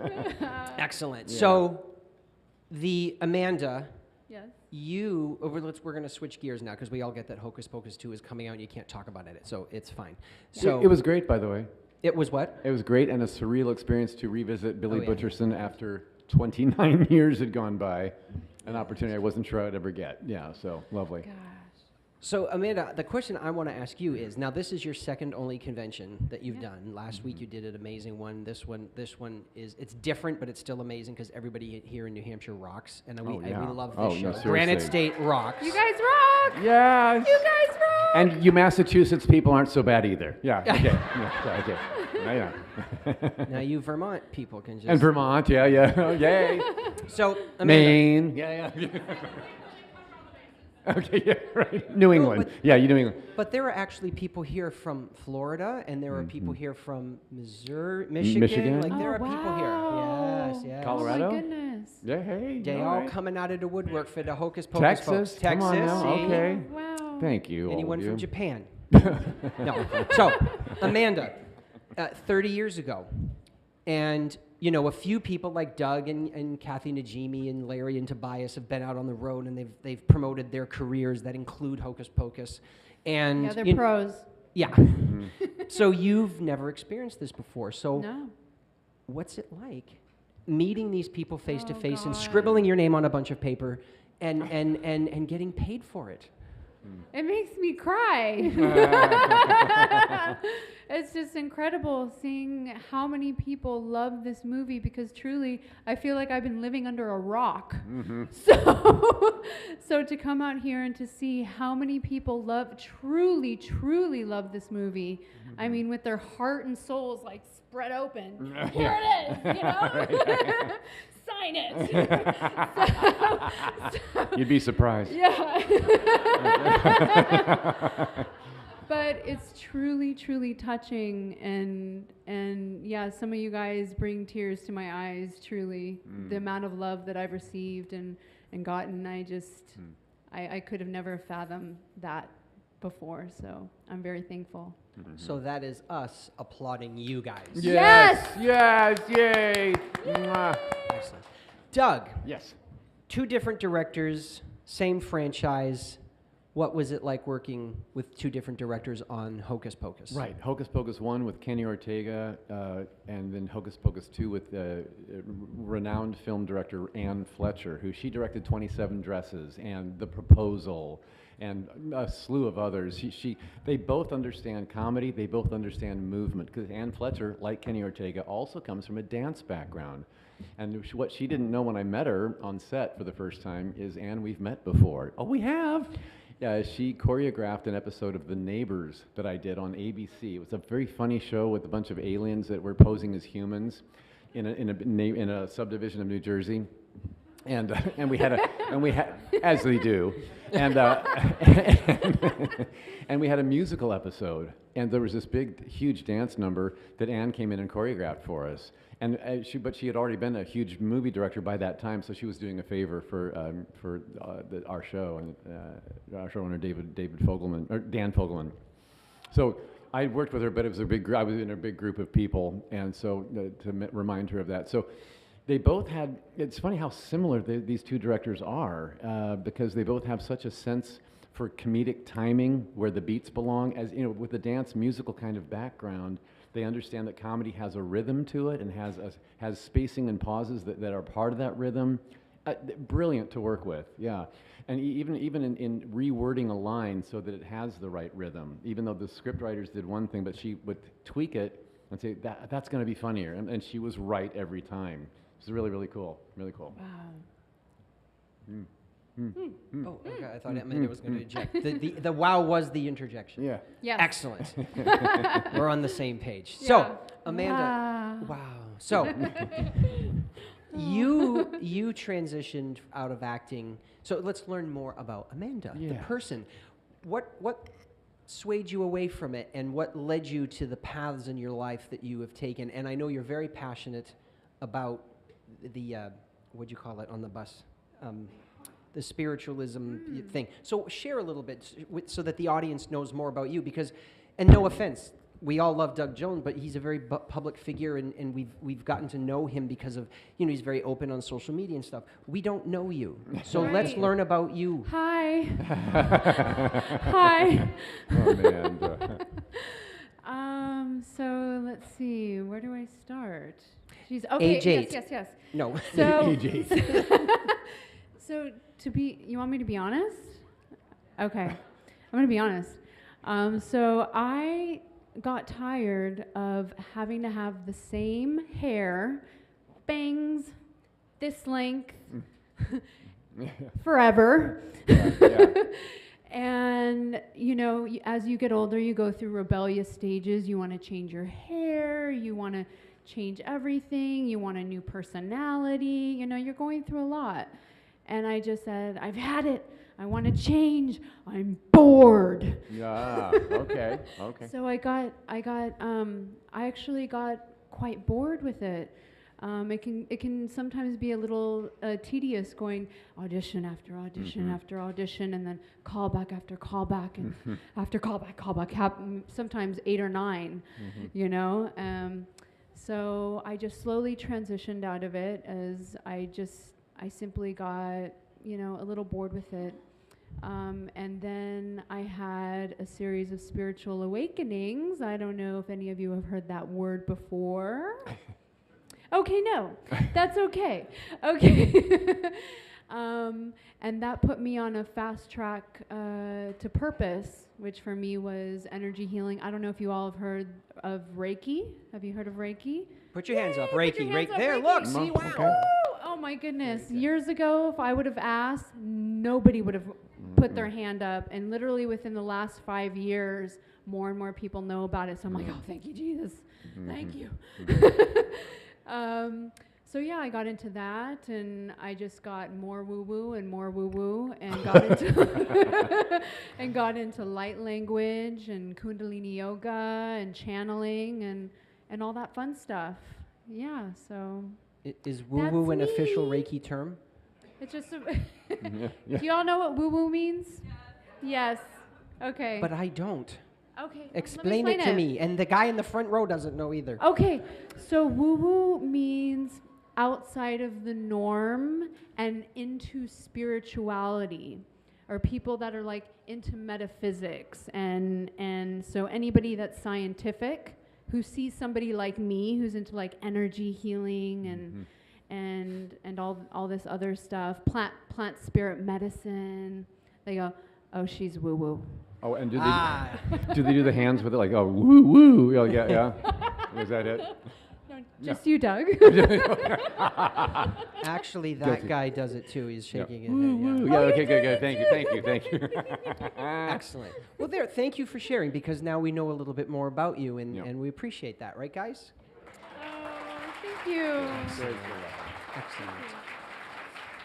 So, you know, in the pamphlet, it said, you know, that this was a Hocus Pocus panel, and honestly, there is so much more like Reiki and Doug, your career, to talk about than just Hocus Pocus. So I, as the host, and this was sprung on me, I'm just going to go in the direction that I want to go about and just talk about whatever. Okay. So this will be the time where I will ask those of you who have questions, please line up at the mic.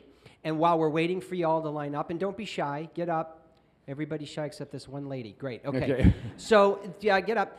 So let's go on to another question with Doug. Doug, I want to know, because you've worn so much makeup over the years, what is the most uncomfortable makeup you have ever been asked to wear? First of all, let me delineate between makeup and suit. Oh, right. Because yes, and then I'm going to refine my question to suit. Because I can, yeah, That because you get what I'm and going they with. often Go. overlap as well. Right. A suit is something you slip on and zip up the back. A makeup is something applied to you, whether painted on or glued on to you. Okay. So sometimes a lot of the characters I've played have been part suit, part makeup. So part of it's glued onto me, painted on. Part of it is slips on and zipped up the back. So like the Amphibian Man from The Shape of Water is a perfect example of that. But Abe Sapien from the Hellboy movies is a complete makeup from head to toe, all glued on from. It took 7 hours a day. So I prefer a little bit a lighter, easier application process, yes. But the farther you get from human, the more uncomfortable it's going to be.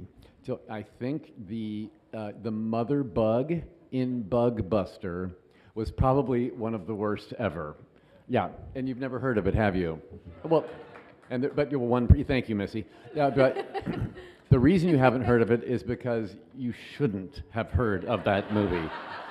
It went straight to the VHS. Yeah, for good reason. Now everyone's going to look it up. But I was a giant insect in it, with 6 legs, a head that was up here, operated by my head.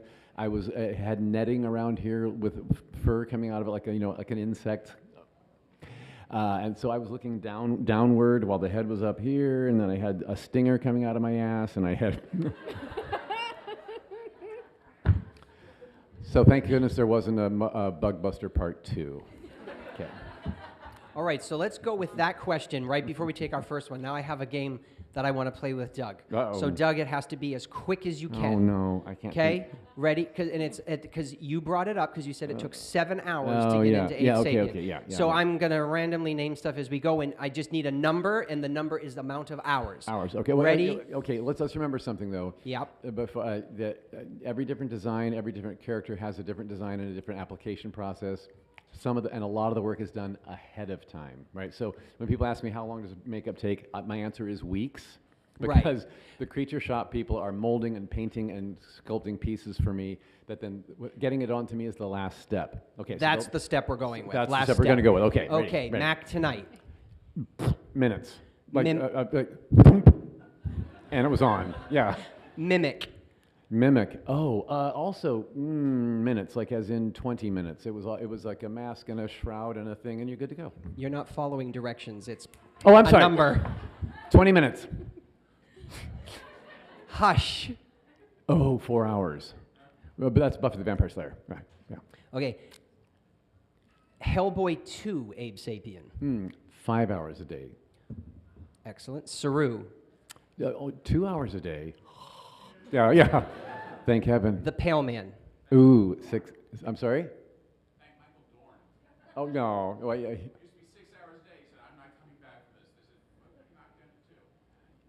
Well, Michael Dorn's makeup was they had to blend those edges into his own face, and my blessing with Saru is that it's all covered up in one thing, so there's a very little minimal like blending and paint color adjusting to do. So yeah, but he did. Oh, Michael Dorn, bless his heart.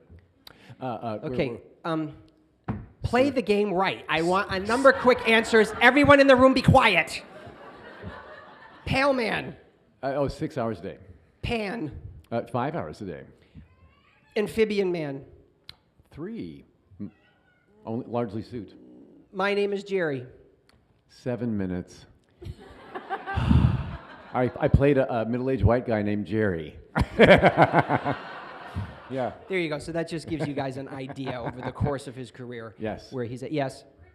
I know, but sweetheart, we can't name everyone. That's not the point of the game. Yeah, they were also 5 hours a day each. Both my Ghost Lady characters. Excellent. Yeah. Excellent. Very good. Thank you, Doug, for playing along. All right, now on to the pressure of the fans actually asking some questions. Remember, say your name first, and then your question, please. Hello, my dear. What is Hi, I'm Lorelai. Oh. What was your favorite line from Hocus Pocus that you said? Oh, was that for me? I'm sorry. We'll both answer. We'll both answer, yeah. Oh. Thackeray Binks. Yeah. Yes, when we saw her again at the end of the movie, I was like, I know. Mine was the line that I actually wrote myself. At the end of the movie, when I've cut my mouth open and cough out the dust and the moths, and the original script had me saying, "Bitch." That's on paper. Somebody wrote that in a Disney kids movie. I was like, I don't think it's gonna. So I said to our director Kenny Ortega, would it be possible if I kind of tweak this and make it more of a rant, because he's been building this up for 300 years of hatred toward this witch. So I pitched him, "Winch, trollop, you bucktooth, mop-riding firefly from hell." Yeah. Thank you. Thank you. Bravo. Excellent. Hello. Hello. What is your name and question? I am Danielle, and this question is for Doug. Hi, Danielle. Hi.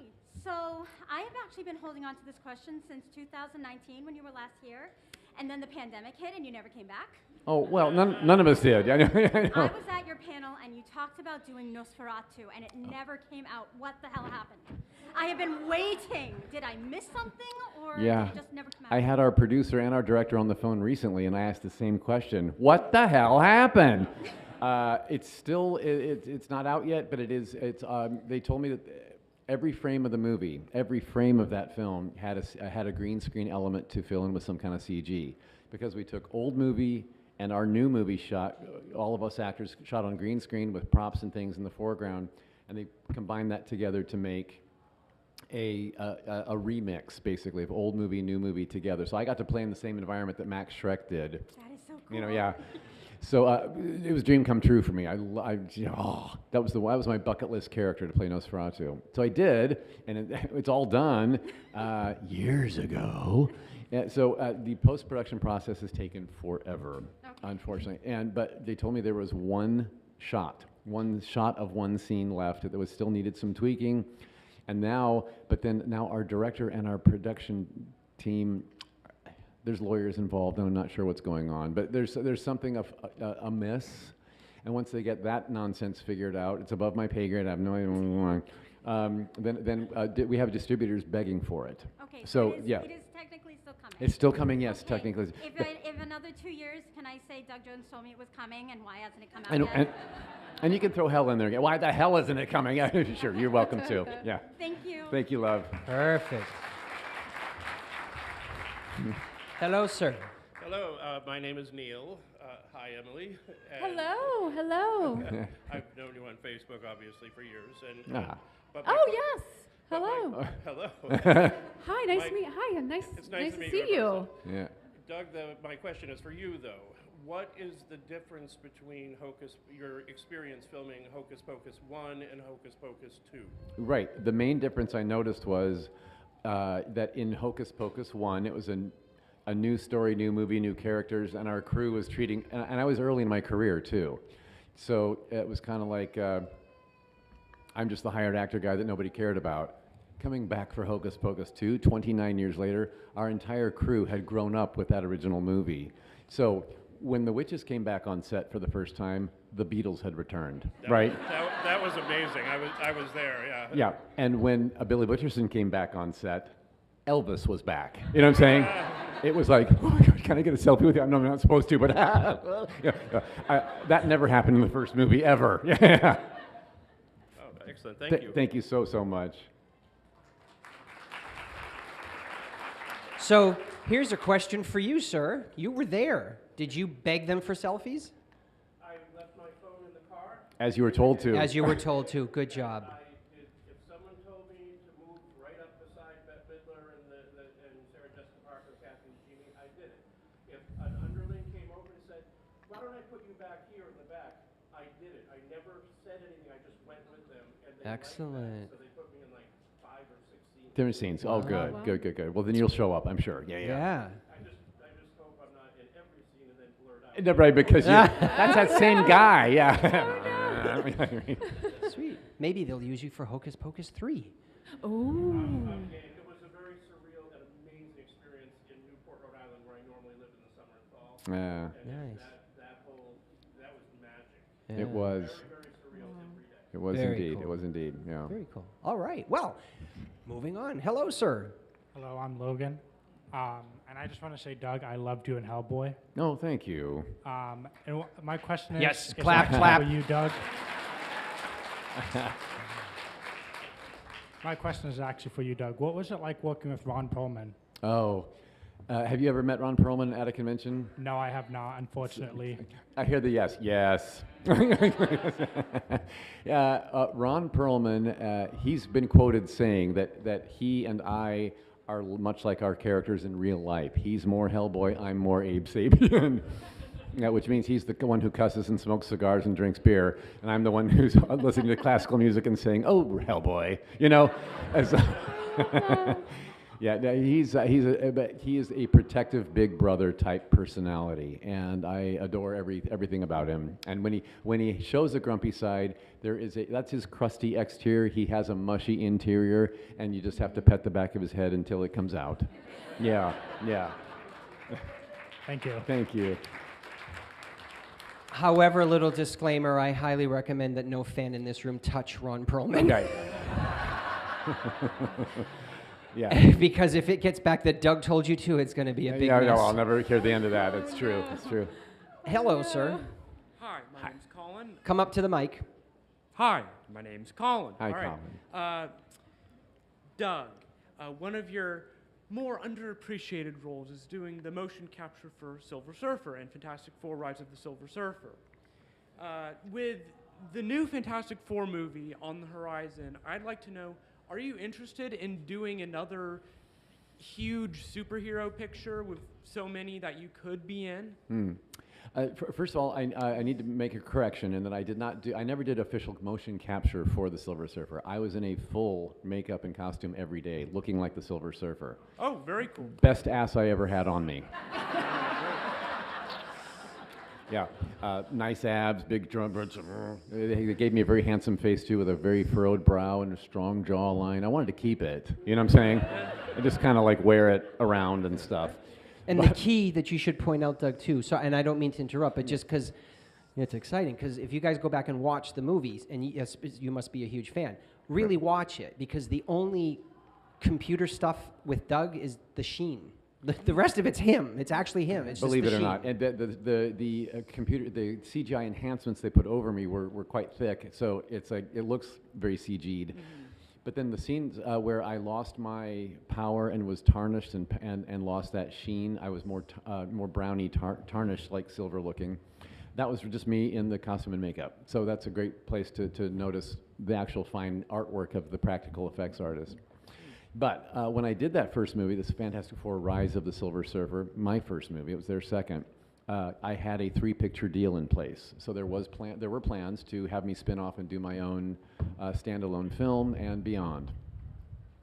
I don't know what happened to that. So, yeah, it had a 5-year term on that contract, and that's well over now. But I'm 62 years old now, and I'm also from an original incarnation of him. So if Marvel comes back and wants to reinvent the Silver Surfer and bring him back again in another, I would just doubt that they would come back for me in the first place, because that's not their pattern. But if they were to, I would jump at the chance. I would love to play him again, sure, because I'm still in pretty damn good shape. Okay? Thank you. I hope you get your chance. Thank you. Yeah, so this is a good place to interject for both of you. Hold on one second. So if you guys really want to know how good shape Doug is, for those of you who don't follow him on social media, if you do, many times he's putting up beautiful pictures of his incredible physique. So Doug, share your social media platforms so that those who do not follow you can. And then Amanda, you're going to do the same thing. I on Instagram, Twitter, Facebook, Tumblr, Snapchat, yes. LinkedIn, you can find me at Actor Doug Jones. All run together, no punctuation, at Actor Doug Jones. Thank you. Okay. I am at The Real Emily Binks. So it's, actually I have to check exactly what it is. I'm sorry, there were underscores in there. Yeah, there were underscores. So let me get that for you guys. All right. And while she's doing that, for anyone who cares about my company, you can follow us at Cool Waters Prods on all social media, because we tweet a lot about our clientels and where they're going to be and what they're doing, and we appreciate the follow as well. Got it? I got it. All right. So it's the_real_Emily Binks. All run together, yeah. All of them together.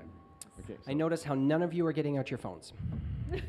Oh, he's writing it down with the pen. Oh, you're writing it down. Yeah, look at that. Like that. Excellent. See. Well, the pressure's on. Yes, sir. Name and question. Hi, my name is Walter, and this question's for both of you. My mom wants to know if Hocus Pocus was a lot of fun to make. Your mom wants to know. See, this is what I love about this. How old are you? 15. You're 15, right. Yeah. So your mom was one of our original fans, probably, who's grown up with it, had you along the way, and now you're a fan about it too, I hope. Yes. Okay, good, thanks. Oh, Thank you, what thank a you. sweetheart. So how was it fun to make? Oh gosh. Off the charts, unbelievable. Just so much fun. And when I was on set, Kathy Najimy could not put me down. So she carried me everywhere. Aww. And I wasn't going to say no. Yeah, no, I know. So I just went along and, enjoyed myself with that. Yeah. Yeah. For me, so many of the roles I've done in film and TV have involved some heavy looks, that rubber and glue, and so that deadens my will to live. So there have been very sorry. So there have been. It's often like it's a big daunting. It's like, oh, here comes today, knowing what I have to go through for the day. There's been a couple of times that I've worn a rubberized makeup that I've looked forward to going into work. One of them was Hocus Pocus. The other one is the Baron from What We Do in the Shadows. Yeah, thank you. Yeah. When you're adding that comedy element to it, family-friendly, lighthearted, happy ending, sort of, funny, and you're laughing all day at work, it just ups the game completely. It changes everything. So yeah, that was every day was looking forward to going in and being a goofy, floppy zombie before zombies were cool. Yeah. Thank you. Yeah, one more thing. I also absolutely loved wearing my little pajamas, what I called little pajamas, and the little bonnet. Your bonnet, yeah. And so I really enjoyed that. I really actually liked what I had to wear.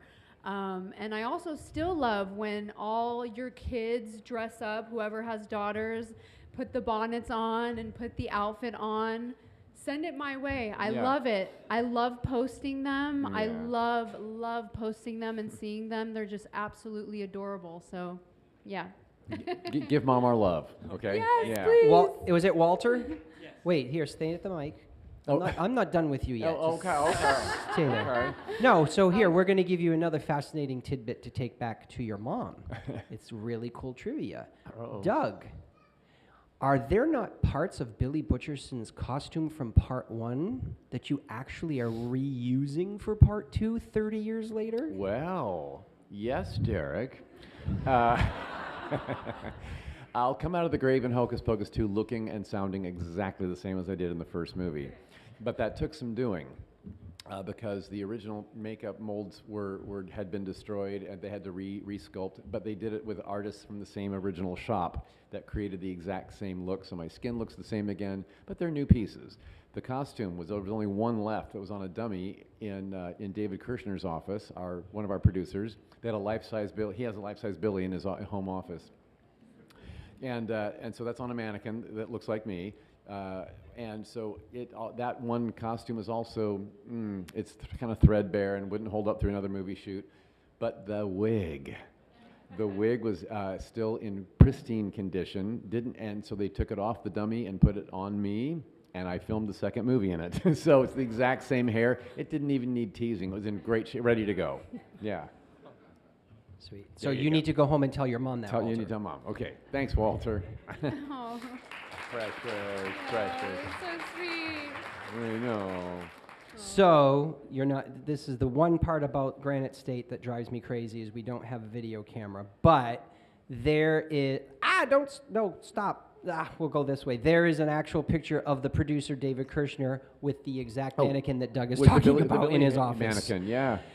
If you all want to come to the table later and ask me to pull out my phone, I will. But it's there. It's there. So it's pretty sweet. But that's all he's pulling out. Depends who asks. I saw you. I saw you. Oh my goodness. This is a kid show. No, I'm so sorry. Not anymore. Oh, I'm so sorry. I'm so sorry. Disney, I know. Terrible, Well, Disney's not in the room. Yeah, I know. Hey, let's not forget that Disney wanted to put the word bitch in originally. Thank you. So I cleaned it up. Exactly. True. All right. Okay, yes. Name in question. Hi, my name is Lindsay, and I actually want to give a tremendous amount of credit to the person that was ahead of me because the question I'm about to ask is extremely related. So this question is for both of you, for both Doug and Amanda. Were you given any specific acting instructions or directions for your roles as characters from a past time period? What was the last bit of that? As roles? Yeah. As roles as characters, in your roles as characters from a past time period. From a past time Yes. period. Yeah. That's a good question. That's a great question, yeah. I really like acting a lot, so I'm very curious about it, the process about it, and that's just a question I've just been meaning I to think she's ask. preparing to act in something that happens thousands of years ago. Are you doing a period piece soon? No. Okay. I like acting trivia more than like. Yeah. No, I'm not pursuing a career in acting. I'm curious about. Awesome. Okay. About the industry. So I want to hear like with you. Did Kenny Ortega give you any direction like with any time that you spoke? Did he want you to have a certain cadence from a day gone by? Surprisingly not. Yeah. No. Okay. Surprisingly not. Yeah. That's the truth. Well, and for me, because if you notice, the witches speak in sort of like this is New England, Salem, 1600s is where we all come from. Right. So how did they speak back then? Was there an accent? Was there and there aren't a lot of conjunctions, instead of it, so it might be it is. So when it came to me, I kind of took it upon myself to give Billy more. It's not really, anyone from England would say that's not an accent, but but I kind of gave him more of a Cockney accent, like he was fresh off the boat from England when he was, and he's never really lost his accent. So he speaks with a bit more Cockney British in him, and that was a decision that I came in with that Kenny Ortega loved and asked me to keep it. So good question. Thank you, guys. Thank you. Yeah. So, stay there for me. So no one told, they just like, hey, Derek, are you hosting? I'm like, okay, sure. And then they didn't tell me anything about anything, so I didn't know that I had only 45 minutes. I thought we had an hour. Oh. So I apologize, but we are going to take one more question. However, those of you in line, don't panic. Both of these people do not require any purchase at their table for you to come up and talk with them. So please come and ask your question personally to them, and they will answer it for you, okay? Not a problem. Pressure's on for you because you're the last question of Make the day. it a good one. Wow. Yeah. What's 2 plus 2? 4. No, that was the question you asked them. Okay. No. Go ahead. My name is Salem, and I was wondering what your least favorite part about filming Hocus Pocus was? Least favorite part? Good question. Ooh, okay, get it. My least favorite part was having to stay in the same place for so long. I mean, it was like hours and hours and hours from, the crack of dawn till night, just going like this. Yeah. While they played a scene around you, yeah. Yeah. So that was actually quite difficult, believe it or not. Yeah. Oh, and it was a wooden seat you were on, yes? It was. Was it padded at all for you? No, it wasn't. See, I didn't even think of that. That gets old. Yeah, really fast. Really fast. Really fast. Ask the bony ass guy. That gets old. yeah. Okay. For me, it was a scene that I loved so much when movie's finished, the spell's broken, the witches are dead, and I'm saying goodbye to the kids, and I'm hopping back into my grave. I flop back into I love the moment in the movie. It was very funny, and this dust comes piling up after I hit the bottom. But filming it, the first take didn't go so well. Because there were broken pieces of wood around the edge of it, because I burst out of my coffin earlier in the film, right? So the first time I went back, this hand caught a piece of wood, and a splinter went into my eye. So I come up out of the grave going, yeah. So they had to call the set nurse in and get some tweezers, and it was all good though. I was good. It didn't puncture anything, thank heaven, right? Yeah. So good question. Thank you, love. Wow. See, Doug became the troublemaker of the set. I did, yeah.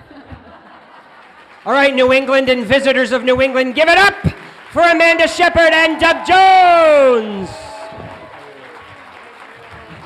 No, you can do better than that. Come on.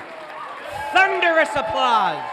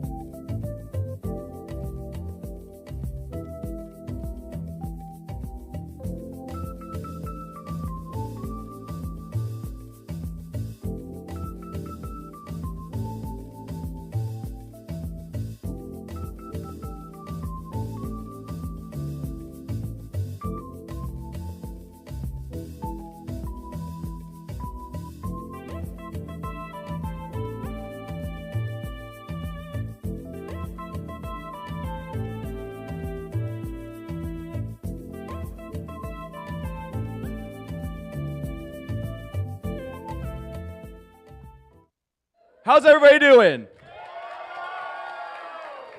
Oh my God, I think this is the first contest I've done all year where the enthusiasm level is already high. I love this. I love when I'm home. I've been doing this contest for a long time. I missed last year, which I'm extremely bummed about, but I'm back this year. I'm excited to organize a fantastic contest for everybody. My name's Pat. I have been a part of Granite State Comicon since year 1 in 2003. I've been running the contest here. I wasn't here last year, but I did organize it, and it was taken over by my amazing family, cousin, brother from another mother, Brian, who did an excellent job last year. He's back to help me out. We're ready to put on an amazing show for everybody. But first, before I kick everything off, I need to introduce our outstanding judges. Kicking things off, these judges have all been sitting in that room all day long, judging every single one of the amazing contestants you guys see. Each one of them has competed previously in competitions here, as well as won major awards here and at other shows as well. So kicking things off, we have Robin.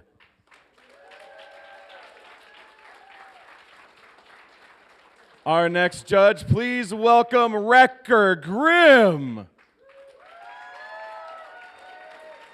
And judging this year and last year's winner of Best in Show, please welcome Chris LaValle. Now, I will tell you straight out, I am not your main stage host. No, no, no. I will be off stage introducing every single one of the contestants, which means I need to give proper introductions to this year's host, returning from a little bit of a hiatus. Please welcome Ruby! Granite State Comicon, how you doing today? Oh, it is so good to be back. I need a little bit more love. How you doing today? You guys having a great time today? You guys get some good stuff, meet your celebs, have a good fun, just chilling out, right? It's great to be back. 20 years of Granite State Comicon, but it's got to be like with an asterisk because I don't know if that includes COVID year. So where are we with that? Is it 20 or 20? No, it's still a 20th because even during COVID year, we still went virtual. There you go. Round of applause. 20 years of Granite State Comicon. Now, I got to tell you, when you looked around today, there was a lot of costumes, a lot of cosplayers, but right now in that room, I promise you, the best of the best. They were prejudged, they were grilled, they were asked like 1 billion questions, like their nationality, social security number, and all that good stuff. I promise you, okay? Yes, right. They're gonna. What are you gonna do with their banking information, by the way, Robin? Okay, sorry. Shh. So they're gonna come out. They're gonna do their thing. They're gonna show you what they can do, and all the love and support you can give, please give it, because it is not easy getting on this stage. So, one more time, Granite State Comicon. Are you ready? Pat Covey, are those people ready in the back? Let me check. Contestants, are you ready? I think they're good to go. I think they're good to go. All right, Covey, shall we start it? All right, kicking things off, we have our novice division. These are entrants for the first time competing or have little experience competing in the past. Oh, youth division. Wow, I've done too many costume contests elsewhere. I travel all over the place. We're actually kicking it off with our youth division. These are contestants 13 years of age to 17 years of age that are also competing sometimes in this case for the first time, as well as some that previously competed. Our first entrant from The Legend of Zelda. Please welcome Ailey as Midna. Yes. Come on up. Look at this. Look at the glorious detail. Come on. Spin around. Show everyone. Show some love. Let's talk a bit. For those who didn't understand or hear completely, what character and what franchise are you from? I'm Midna from The Legend of Zelda Twilight Princess. All right, and your name? Ailey. All right, so what made you interested in this sort of costume? I watched my brother play through Twilight Princess about 4 years ago, and I really wanted to do this and didn't know how to do it until last year. So I did it, and it turned out pretty well. What do you think, crowd? What do you think? Show some love for contestant number 1. Thank you. Coming up next to the stage from Princess Mononoke, please welcome Sarah as Princess Mononoke.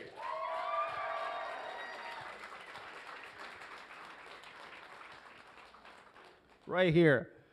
My hearing's a little, I heard Princess Lionel Richie. That's definitely not it. What is your character? Princess Mononoke. I was close, come on. I mean, Princess, I'm gonna mess this up. Mononoke? Mononoke. Mononoke, all right. So, and what franchise is this? Studio Ghibli, it's an anime. It's an anime, and what made you think of this costume? Originally, my sister got into cosplay, and this was her first costume. Okay. So I pretty much revamped it and did it as my own. Fantastic. Show around, spin around, show everyone, the judges and the audience. One more time, I am not going to pronounce that name. Contestant number 2. Princess Mononoke. I still can't hear you, Mr. Pat. We're going to try this one more. Princess Mononoke. Mononoke. Thank you, Princess. Thank you so much. Big round of applause. Oh, we're going to have so much fun tonight with you not being able to pronounce these character names. No, and I can barely hear, and I have this big spotlight here. I can't even see you, Pat, and I can barely hear you, so. C'est la vie. Let's go. All right, from My Hero Academia, please welcome Casey as Toga Himiko. Wow. Look at that. Whoa, already in character. Look at that. Big round of applause. Look at that. Yeah, I got that for you. I don't know what this is, but don't stab me. Come on. Just trying to help you. It's a nice big smile you got. So what made you interested in this character? I'm going to try to get your mic. So I was a fan of her because it was just a cool concept of her power. Okay. So whenever she drinks someone's blood, she can turn into them and have their power. This is not a natural. No, yeah. I'm so sorry. It's fine. Big round of applause for this contestant. Spin around, show the judges one more time, strike a pose, or you can just leave. Okay. Thanks a lot, contestant number 3. Please welcome next from Danganronpa, Layla as Despair Sonia.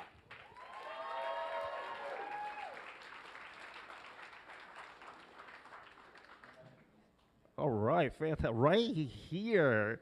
So, once again, for anyone who didn't hear, what's your character and what franchise are you from? I'm Despair Sonia from Danganronpa. Is that a video game, anime, cartoon? It's both a video and an anime. Video game and anime. Video game and anime. Was it a video game first or an anime first? It was a video game first, I believe. You believe? Yeah. Am I trusting you? Because I don't know nothing. I know nothing. Yeah. Okay. I don't even know what I'm wearing. I don't know nothing. So what made you decide on this character? It's actually not a very popular character, and not a lot of people make her dress, and they all have different takes on her dress, so I decided to take my own take on it, and I really like how it looks. I'll be really honest, I thought you were left over here from the wedding yesterday. So, I thought, hey, she wants to join up, okay. One more time, show some love for this fantastic contestant. Spin around, let's see that gown. Wonderful, thank you so much, thank you. I don't think there are stairs that way.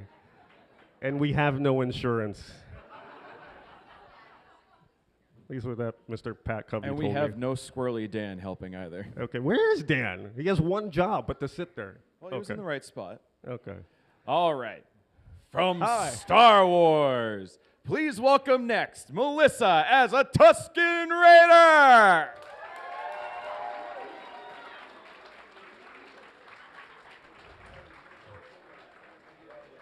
Finally, something I know, thank God.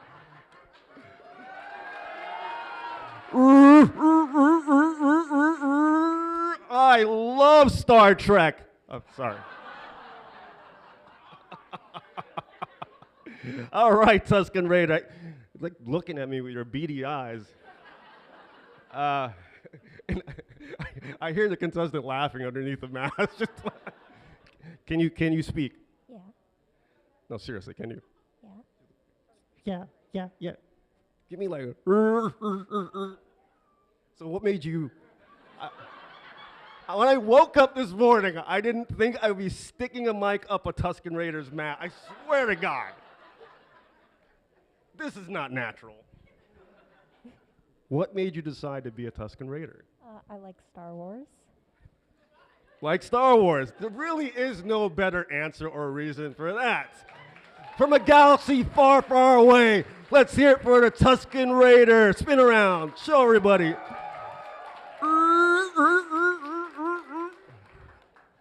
I'll do the sound effects, thank you.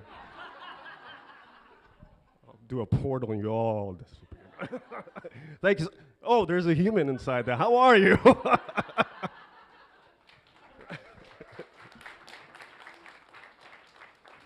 do we got, Mr. Covey? All right, please welcome next from My Hero Academia, Kylie as Toga Himiko.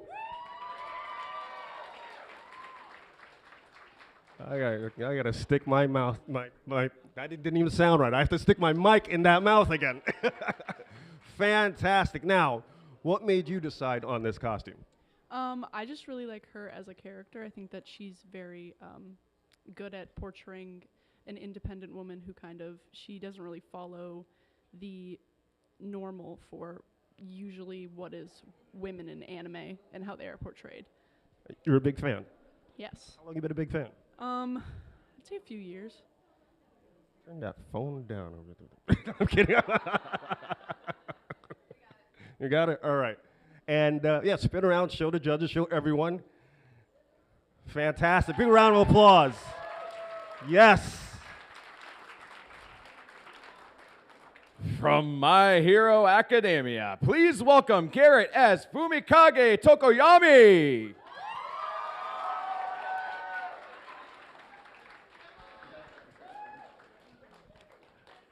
That name was like 6 feet long.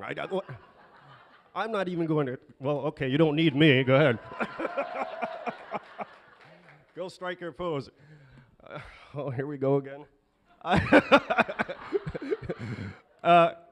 For those who didn't hear like myself, what is the name of your character? I am Fumikage Tokoyami. I had that for dinner last night. And what made you decide on the, first of all, is that pose part of the character or are you just really upset with me? Do you want the answer? Go ahead, sir. So what made you decide on this costume? Well, this character is one of the coolest players that I know in the show, and I feel like I relate to this character a lot. You've been a fan for how long? For about a few years now. Fantastic. Great job. Spin around, show everyone one more time. Show some love for this amazing contestant. Thank you so much. Please don't fall on your beak. Thank you. All right, and rounding out our youth division, please welcome from Chucky, Eleanor as Chucky.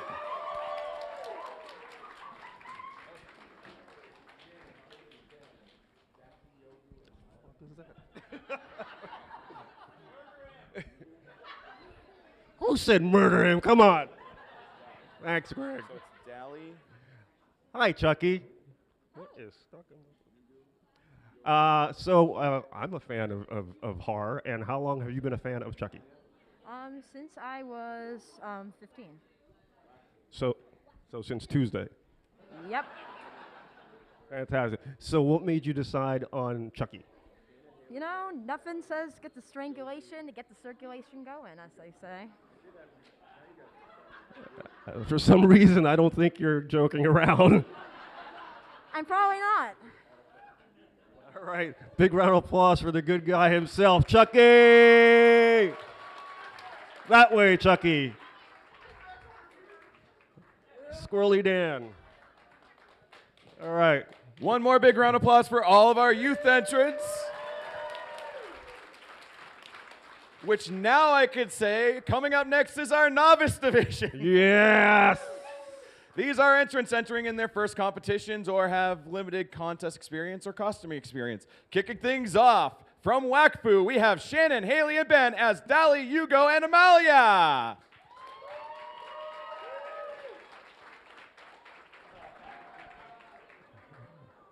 Wow, come on up, come on up. Come closer. Let's have the little one here. Come on. So, tell everyone again what characters you are and from what franchise. I am Sir Percival of Sadley Grove. This is Hugo the Eliotrope. I'm Amalia, princess and future heir to the Sedad Kingdom.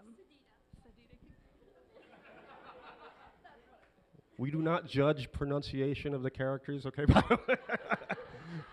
And what franchise is this? Wakfu.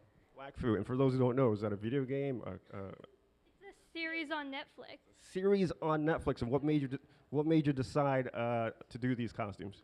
I really like the characters. And what made you to decide to be the one to speak for everybody? Because they don't know the show. You just blew up their spot.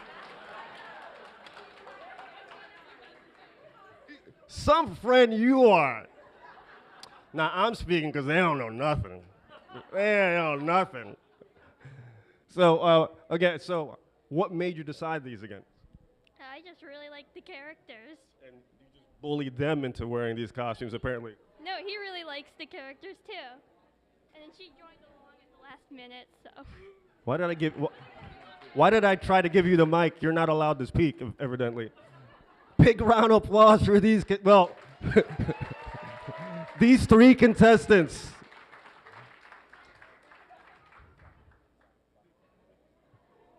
Look at that. Can I ask what your name is? Benjamin Johnson. I got all formal with Benjamin Johnson. Thank you so much. Big round of applause for these. Thank you so much.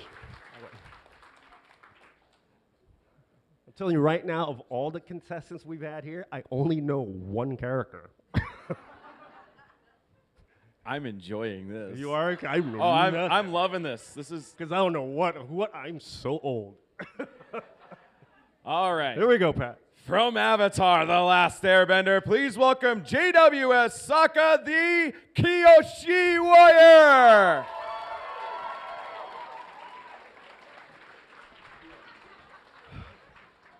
Why are these names so long?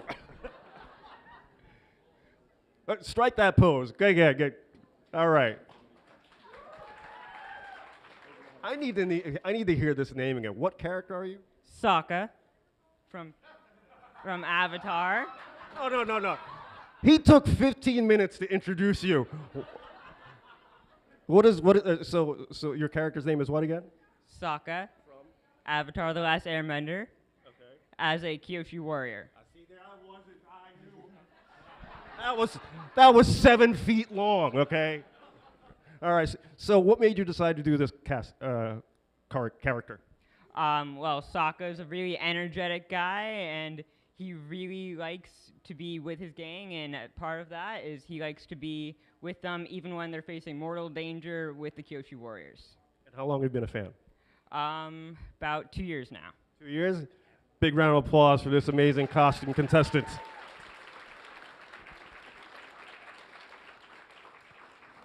Thank you so much. Still don't know who that is, but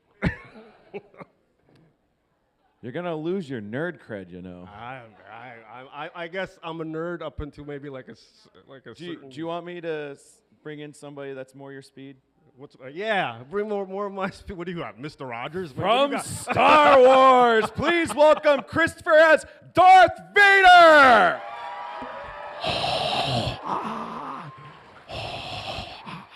Dum dum dum dum dum dum dum dum. Hello. Well, hello, Lord Vader. How are you? Okay. I'm gonna go on this side where there isn't a lightsaber. That doesn't mean point the lightsaber where I turn.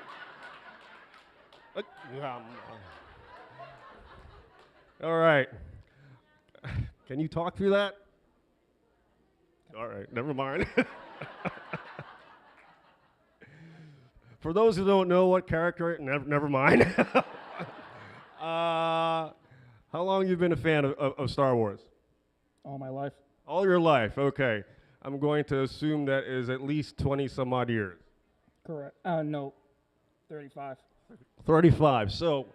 So Darth Vader to you is David Prowse and not Hayden Christensen, right? Correct. Yes. Big round of applause for the Sith Lord himself, Darth Vader. Wrong way. The Force is this way. That's Mustafar over there. All right, who do we got? I've known two contestants. Star Wars Clone Wars. Please welcome Clay as Darth Maul Mandalorian. Yes! I don't remember that from Star Wars. Okay. Yes. Strike that pose. So which character from Star Wars are you again? When Darth Maul took over the Mandalorians in the Clone Wars. One of his troopers. All right. Once again, this is not natural looking. Say that again. When Darth Maul was on Mandalore, and he took over there, well, a troop of there. Stop taking photos, Brian!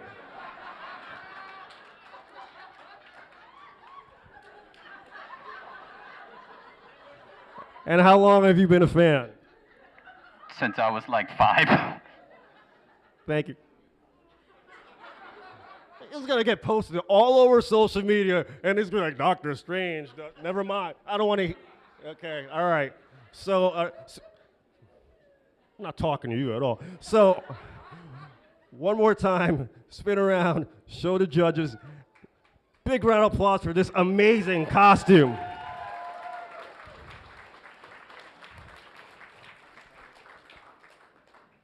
All right, coming up next to stage, we got another anime from Soul Eater. Please welcome Ink and Matt as Death the Kid and Lord Death.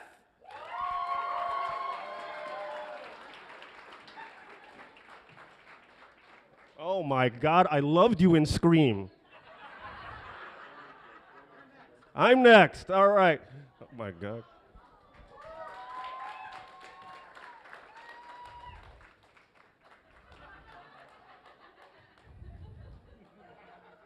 Are the guns supposed to be upside down? I don't know. This is a legit question. They are? Okay, very cool, very cool. Can I get a high five? I don't know how I missed that. So, what made you decide to do these costumes? She made me. Fine, you want to talk, go ahead.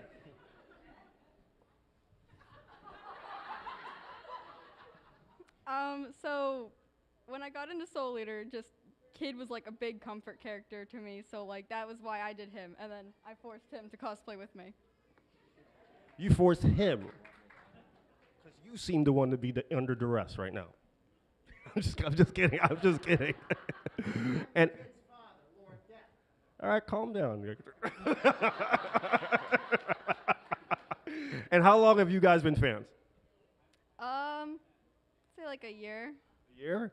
All right, fantastic. Strike a pose one more time in character. Show the judges, show the crowd. Show some love, everybody.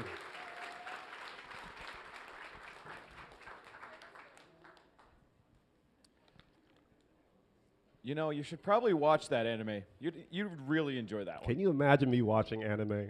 Oh, honestly? 100%. By the way, his guns are people. I'm sorry? Yep. Okay. I didn't hear any of that. The guns are people. What world are we in? Guns are people. I'm going to sleep thinking that. Thank you, Pat Covey. Guns are.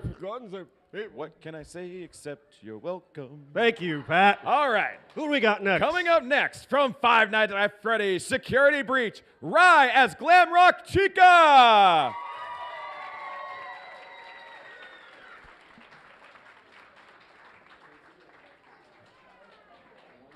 I would have bet any amount of money that was Gem. I really would have bet. I thought you were Gem, and that is me being old and wrong. I'm so sorry. So again, what's your character and what franchise are you from? Glam Rock Chica from Five Nights at Freddy's Security Breach. Oh, Glam Rock Chica. Okay, so how long have you been a fan? That's a very good question. That's why I asked. Understandable. Probably, I don't know, how am I 18? Probably like 4 years-ish. 4 years-ish. Okay, and what made you decide to do this? I've wanted to do a cosplay from the Five Nights at Freddy's franchise for quite a while, and I thought this time would be the perfect chance since the new game just came out, so why not? Amazing job. Congratulations. Spin around. Show the crowd. Show some love. Glam Rock Chica. Did I get that right? I'm learning so much. There's so much information that I won't remember in 5 minutes. Please welcome next to the stage from Futurama, Cassie and Sherman as Leela and Fry.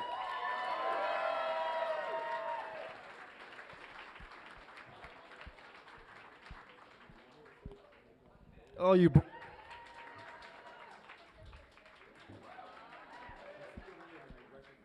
brought me lunch. Thank you so much. Thank you. All right. And oh my God, you only have one eye. Okay. So, big fans of Futurama? Yeah, pretty big fans. You don't seem so sure. I haven't seen it in a while. It's been a while. I have to catch up on the whole. Are you telling me or asking me? I'm telling you.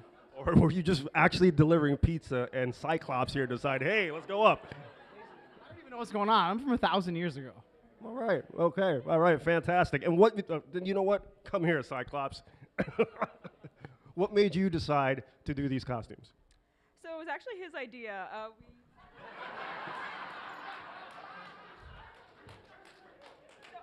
Liar! So we keep going for this strong female, goofy, lovable male dynamic. We did Yzma and Kronk a few months ago, and so then we were like, oh, Leela and Fry seems to fit with that dynamic. Can you see? I have very limited perception right now. You guys are all kind of blurry, but I can definitely see a lot better than I thought I would. I made the inside of the mask is made of mesh, so I can definitely see things. It's just a little bit, it's like a film over it. The mask is supposed to go over your mouth in these days, right? Yeah. Okay. All right, big round of applause for these amazing characters. You that way, where you came. Please welcome next to the stage from Legend of Zelda, Oni.Cause and Arcane Galaxy as Dark Link and Zark Zelda. Yes. Right up this way. Come on.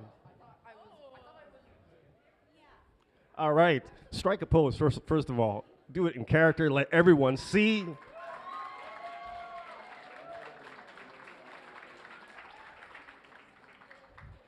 Brian, you get a good photo of that? Sure? No, get away, Brian. So, how long you guys have been fans of this franchise? So I've been a fan ever since I was little. Legend of Zelda is what has made me really enjoy video games. So that was like the start of everything.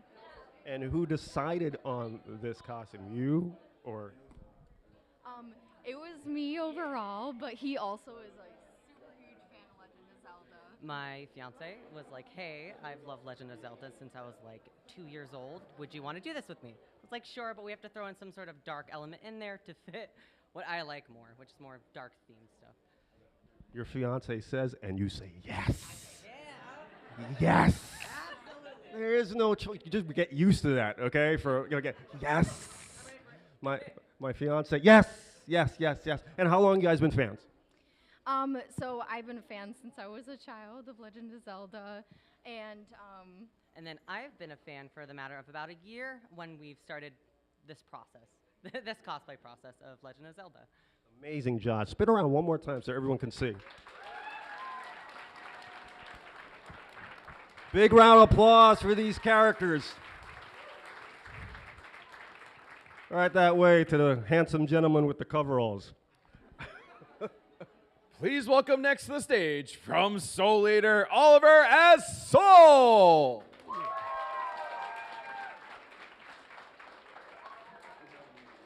Right this way.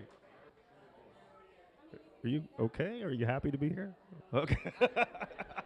So, once again, what character are you and what franchise are you from? Soul Leader Evans from Soul Leader. And that's anime, video game? Okay. So, what made you decide to do this costume? I really like Soul Leader, and I really like Soul's character, and he's my favorite. And how long you been a fan? Probably a few months now, like 7, 8. Oh, but just recently. All right, what were you a fan of before 8 months ago? My Hero Academia. Oh, well, thank God you're not that right now. No, I'm kidding. Spin around one more time. Show the judges. Yes. Yes, that way. All right. You guys having a good time? I can't hear you. You guys having a good time? Let's keep it coming, Mr. Pat. Let's go. What do we got? All right. From Brave, please welcome Irish Shimmer Bliss as Merida. Merida. Hello, Merida. How are you? And how long have you been a fan? Of Disney or the This particular character. since the movie came out. And why? What about this made you become such a fan? She had red hair and she was powerful and she didn't want any man to stop her doing what she wanted. Sounds like a good enough reason for me. All right. Spin around. Show the judges.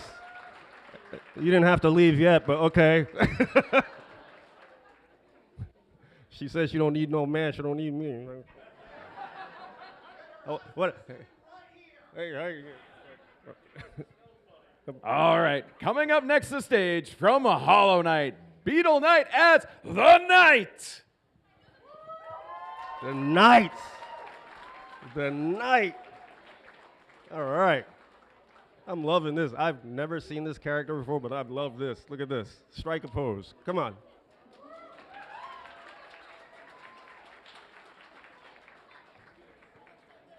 Look at that. Spin around. Let everyone see that cape you got. That cloak. Very cool. Very cool. Very cool. What's that? Velvet? There you go. Spin around.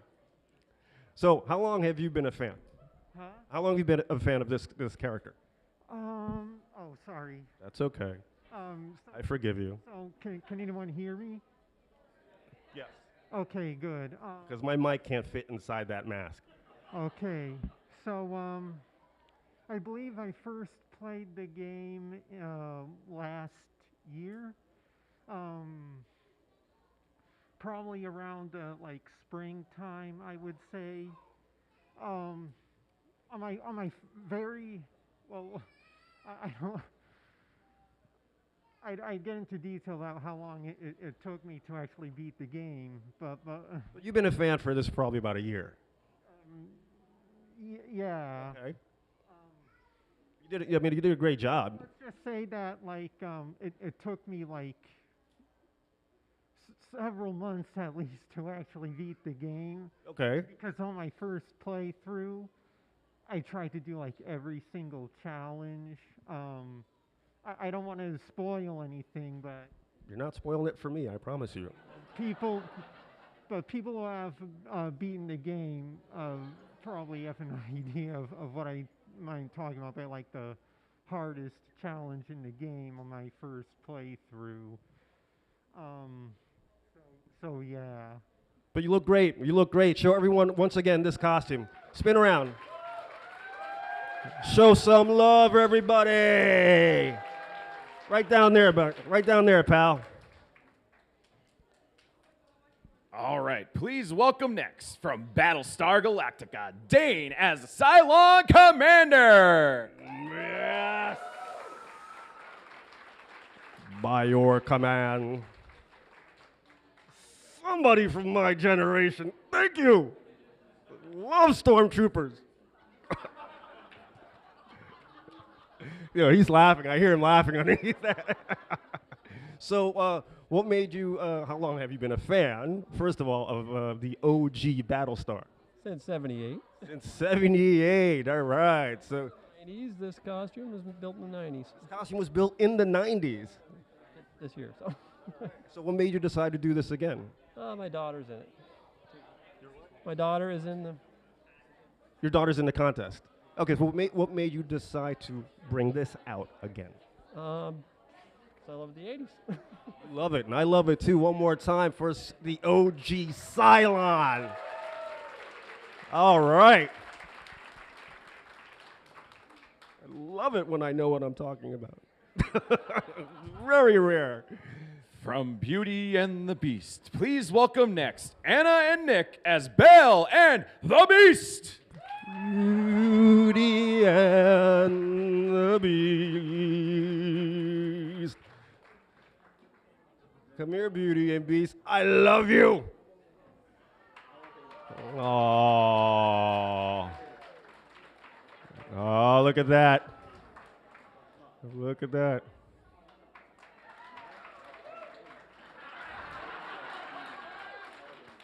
I've seen the director's cut. Y'all don't know that. Y'all don't know that. Hey, how you doing? You guys, how long have you guys been fans of Beauty and the Beast? A long time. A tale as old as time. He's going to do that with every question. And what made you decide to wear these costumes? We had a Beauty and the Beast themed wedding, actually. Were you the couple that got married here yesterday? No.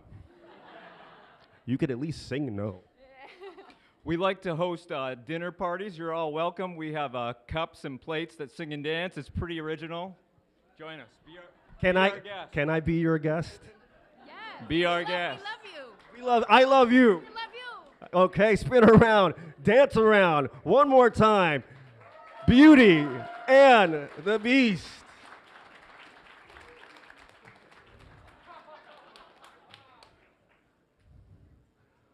Please don't trip, because that's just a different kind of show, Beast. Okay. As we know, stairs are a cosplayer's worst nightmare. Yes. Worst nightmare in the world. Right, Wrecker? Oh! Thank you All for right. that inside joke that nobody gets. All right. I got to get the proper voice for this next one because I'm going to have a little bit of fun. There's a voice. Okay. From the Terminator, please welcome Alabama as the T-600 Terminator.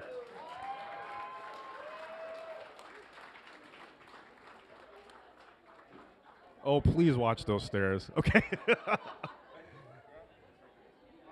That's that. He's good. He's all right. Can I get? Okay. All right. Oh, okay. All right. Okay.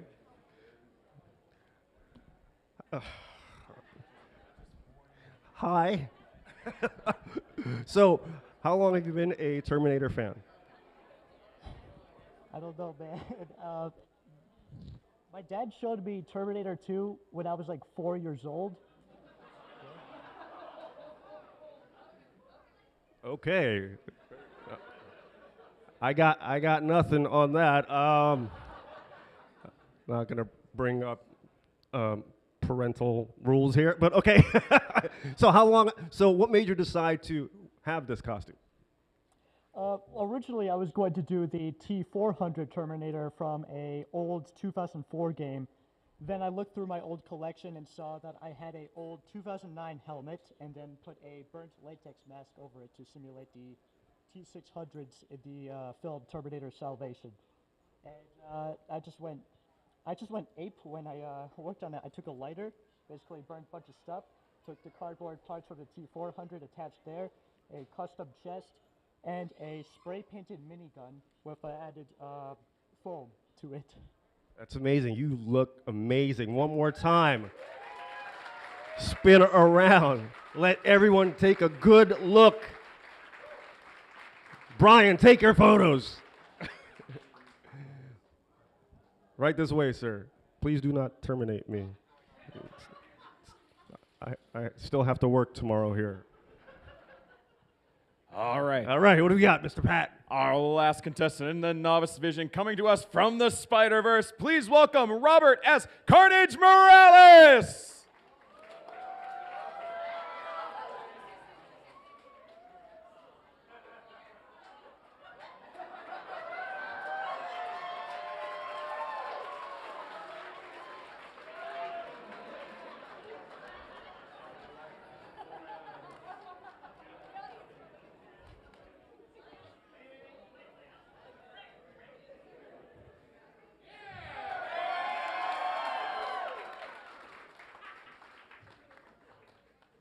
Oh, Wrecker, someone almost took your spot right there, Wrecker.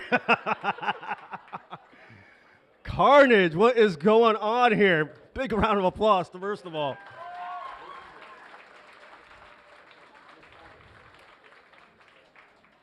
The only contestant in the category of not considering to walk through aisles and doorways. Okay. Hello, Carnage. Hello. Hello. So polite, Carnage. So, how long have you been a fan of the Spider-Verse or Carnage?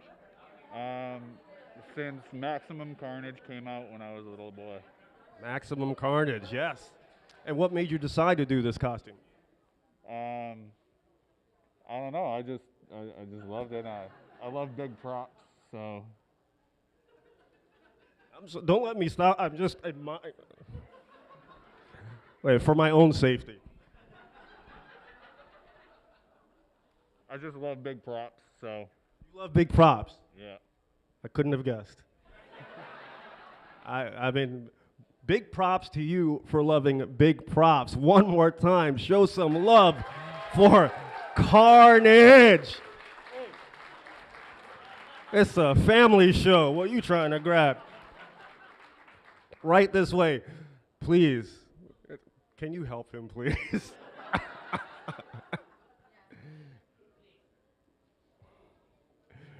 Wrecker's like, please fall, please fall, please fall.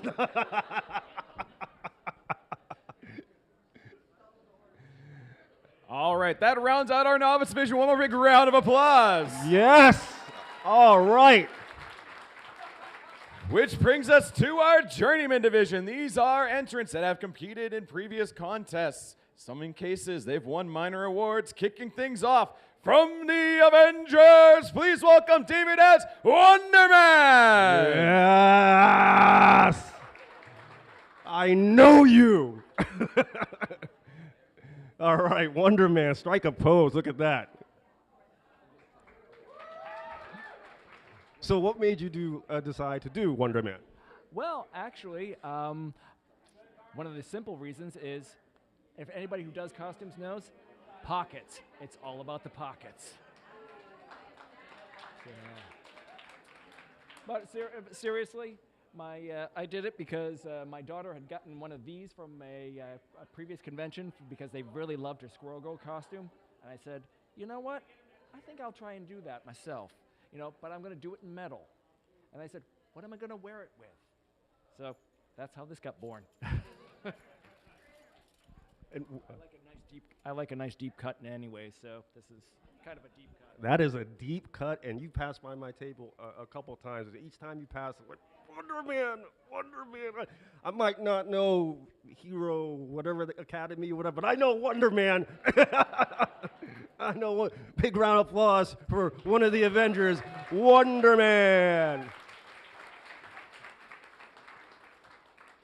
From Black Clover, please welcome La Sombris as Charmy. Oh, yes. Do you need a hand? Are you okay? Do you need a hand?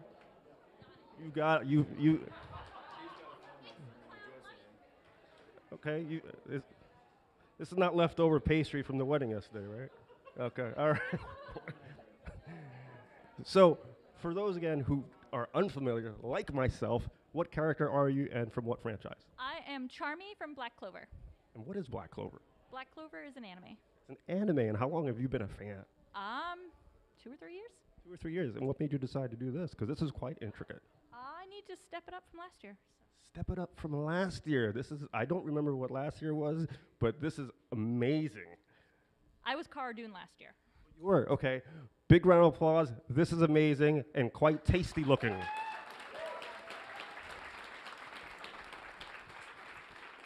Is any of that edible? None of it. It's mostly concrete. Never mind. Away you go. Away you go. One more time for this amazing contestant.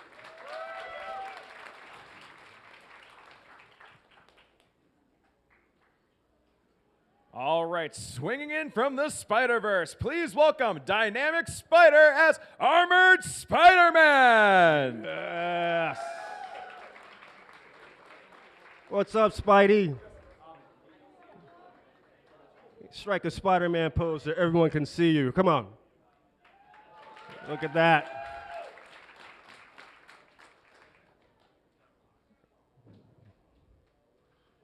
Did you get that, Brian? Did you get that? Okay, all right. All right. So, what made you? How long have you been a Spider-Man fan? I've been a Spider-Man fan since I was like 8 years old, watching the cartoon on TV. No, sorry. Yeah, I've been a Spider-Man fan since I was a kid. There's a human. Shh, Peter Parker. Don't tell him. So, what made you decide to do this version of Spider-Man? I like the Homecoming movies with Tom Holland, and his Homecoming suit was like my favorite. And then I saw the Ends of the Earth Spider-Man on the PlayStation 4, and I wanted to mash them together and make almost my own Spider-Man. So this is a custom version of Spider-Man. Yes. Yep, with a few little hints of my own. Amazing. Big round of applause for this custom character.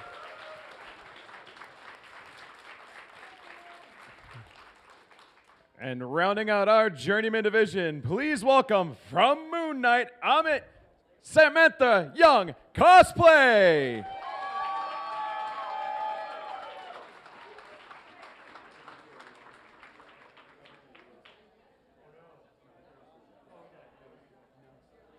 Oh my God. Oh, look at that.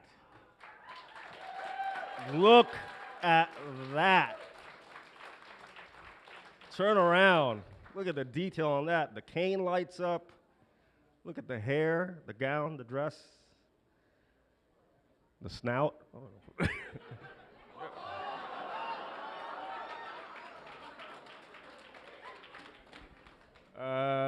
Okay. How long have How long have you been a fan of this character? Since her debut in the last episode of Moon Knight, I decided I need to make that. And I'm sorry, I chipped a tooth there. So what made you decide to do this character? Who doesn't love to be a goddess? Even an evil one. A goddess. I thought you were from Izod. I'm sorry. This is amazing work, I have to say. One more time.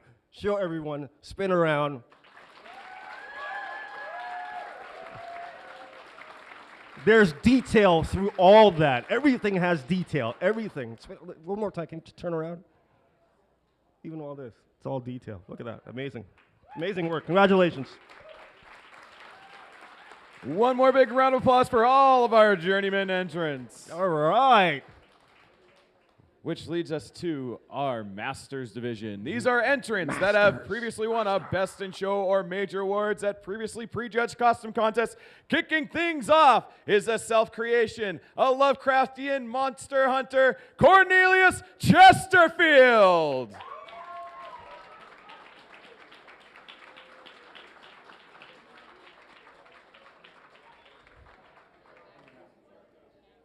Man, I don't know what you are, but that is amazing. You know, I thought you know, there was in the room over there. There's like a tank of water, like to replenish. You know, when I went to, I thought this was one of the tanks, the water tanks. I put my cup there, I'm like, nah, man, it's a costume. All right, this is amazing work. Again, I don't know, so please remind me what character and what franchise is this? Well, it's my own creation. I'm into steampunk, which is 1890s science fiction. Think Jules Verne, that sort of thing. I'm also a fan of the writer H.P. Lovecraft. So I kind of put the two together and came up with a Lovecraftian monster hunter. So the monsters that come from other dimensions into our plane, I take them down. And there are squids inside each of these tanks. Do you like calamari? Oh, okay. All right. Okay. I had it for dinner yesterday. Okay. I love and I love the Wild Bill's mug in the back. I like that. I like that. Wow. Listen, you don't need me yapping. This is awesome. One more time, big round of applause for this. Thank you. Stay away from the water tanks. All right, Ruby, I got a nice little song for you. You got a nice. Are you gonna sing it? I'll sing it. Okay. Do you guys want me to sing it? Let's see if you guys know this one. The snow glows white on the mountain tonight, not a footprint to be seen. Our next contestant from Frozen, please welcome Nerd Craig Cosplay as Elsa! Yeah, Elsa! Please, for the love of God, tell me.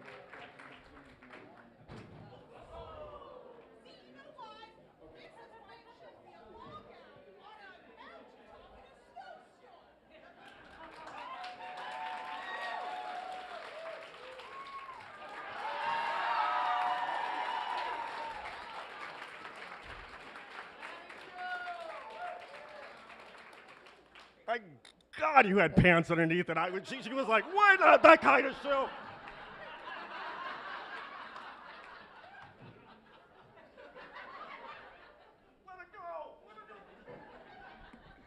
Wow, spin around. This is amazing. And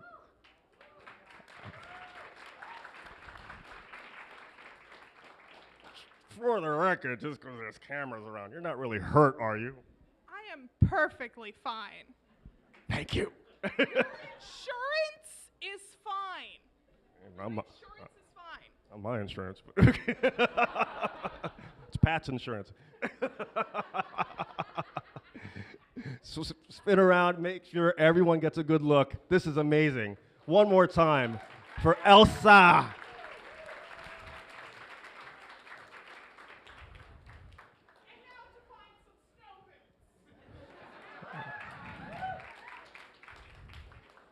All right, coming up next to stage from Persona 5, Kit Lore cosplay as Futaba Sakura. Yes. Come on up. All right.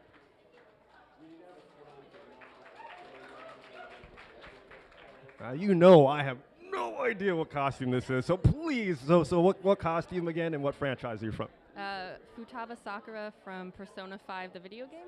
Okay, and video game, thank you. And how long have you been a fan of the game?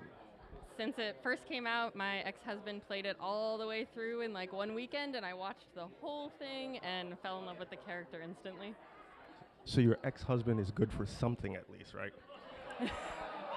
He's still one of my best friends, don't get me wrong. He's a great guy. Is he in this room? He is not. Thank God. And so again, so what made you decide to do this? I know you're a fan, but what made you decide to do, I want to do this character? Her design and her personality stood out to me because she's very, very shy and she like hides a lot, and that's how I was when I was younger. And then cosplay and stuff actually got me out of my shell. So I was like, I need to cosplay this character for that reason. Amazing work. Thank you so much.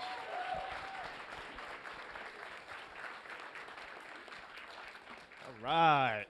All right, please welcome next from It Takes Two, Trinosaurus and Squirrely Dan as May and Cody.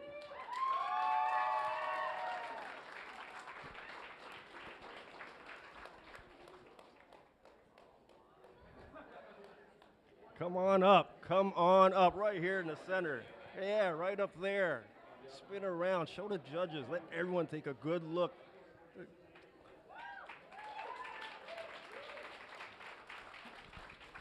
Hold on a second. I need to sanitize my hands. That's honey. Never mind. So, This is amazing, amazing. What made you decide to do these costumes? Well, we're not getting a divorce, but we plan to What? What? The characters are unique. They're getting divorced, and their kid's like, no, please don't. But they fall in love again anyway, and this is just us killing hornets because someone didn't get them the first time. And who is that someone? This is Cody. You sure you're not getting a divorce? Ask her. What kind of show is this? Ex-husbands and divorces. So, and what made you decide to do these costumes? It was super fun playing the game the entire time, and I was really interested in making small things big again. So we made big pens, big water bottles, and big buttons. Big hand sanitizer backpacks that aren't hand sanitizers. But honey, this is amazing work. Big round of applause for this. Let everyone see the detail again in the back. Look at that. I just wanted to touch it. I'm sorry. Thanks a lot, guys. Amazing work. Amazing work. All right, and rounding out not only our Master Division, but our last contestant of the night, please welcome, from Our Flag Means Death, Bethany as Blackbeard.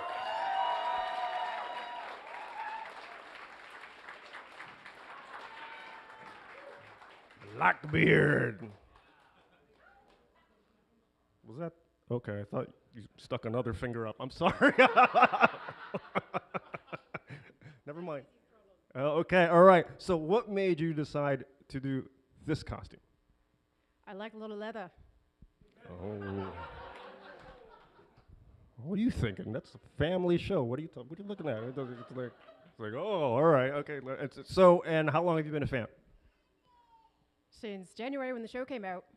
Oh, okay, all right. Amazing work, amazing work. Spin around. There's a lot of detail to this too. Just let everyone see. Is the ink part of the character? Yes. Okay, very detailed. Look at that. Why am I giving the arm the mic? Why am I giving the arm the mic?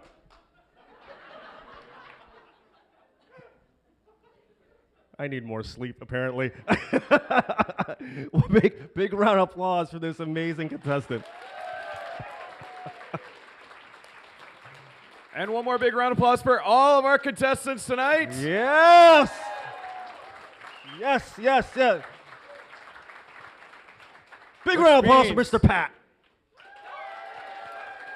No, round of applause for Ruby.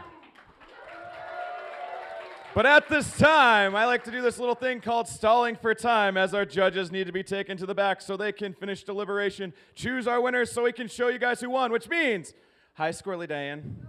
We're gonna have some fun. Stick around. Where are you guys? Oh, you guys are working. Okay, go. Why do I have to do this? Come on up. Big round of applause for Squirrely Dan here, my buddy. I was off the stage. Come on. Come on. All right. So, how long have you been a fan? What made you choose this costume? Never mind. Come on. I appreciate you too. So. Oh, look, ground. You got a lot of fans. So, yes. I am going to ask, because just out of my own curiosity, what is this from? This is from, I have a microphone in front of my face. We have two. Oh, I was hoping you heard that. Fine. Okay, fine. Okay. Yeah, I'm going to go over to this side. You stay on that side. All right, okay. So what made you decide to do this costume, and where's it from? So it's from Letterkenny. Letterkenny. Letterkenny. Any Letterkenny fans there? So this is a real show. I'm not getting punked. It's okay. not fake. Okay, okay. We're not lying to you. Okay, all right. Well, not this time. Not this time, not this time, okay? It's from Letterkenny. Letterkenny, yes. yeah. So what made you decide to do it? Well, someone looked at me and said, hey, have you ever heard of the show Letterkenny? I went, no, not really. Then he's like, well, you look like one of the main characters on the show.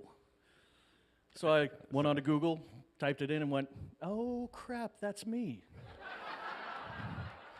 All of it. Fantastic. Well, you look amazing. Big round of applause for this contestant.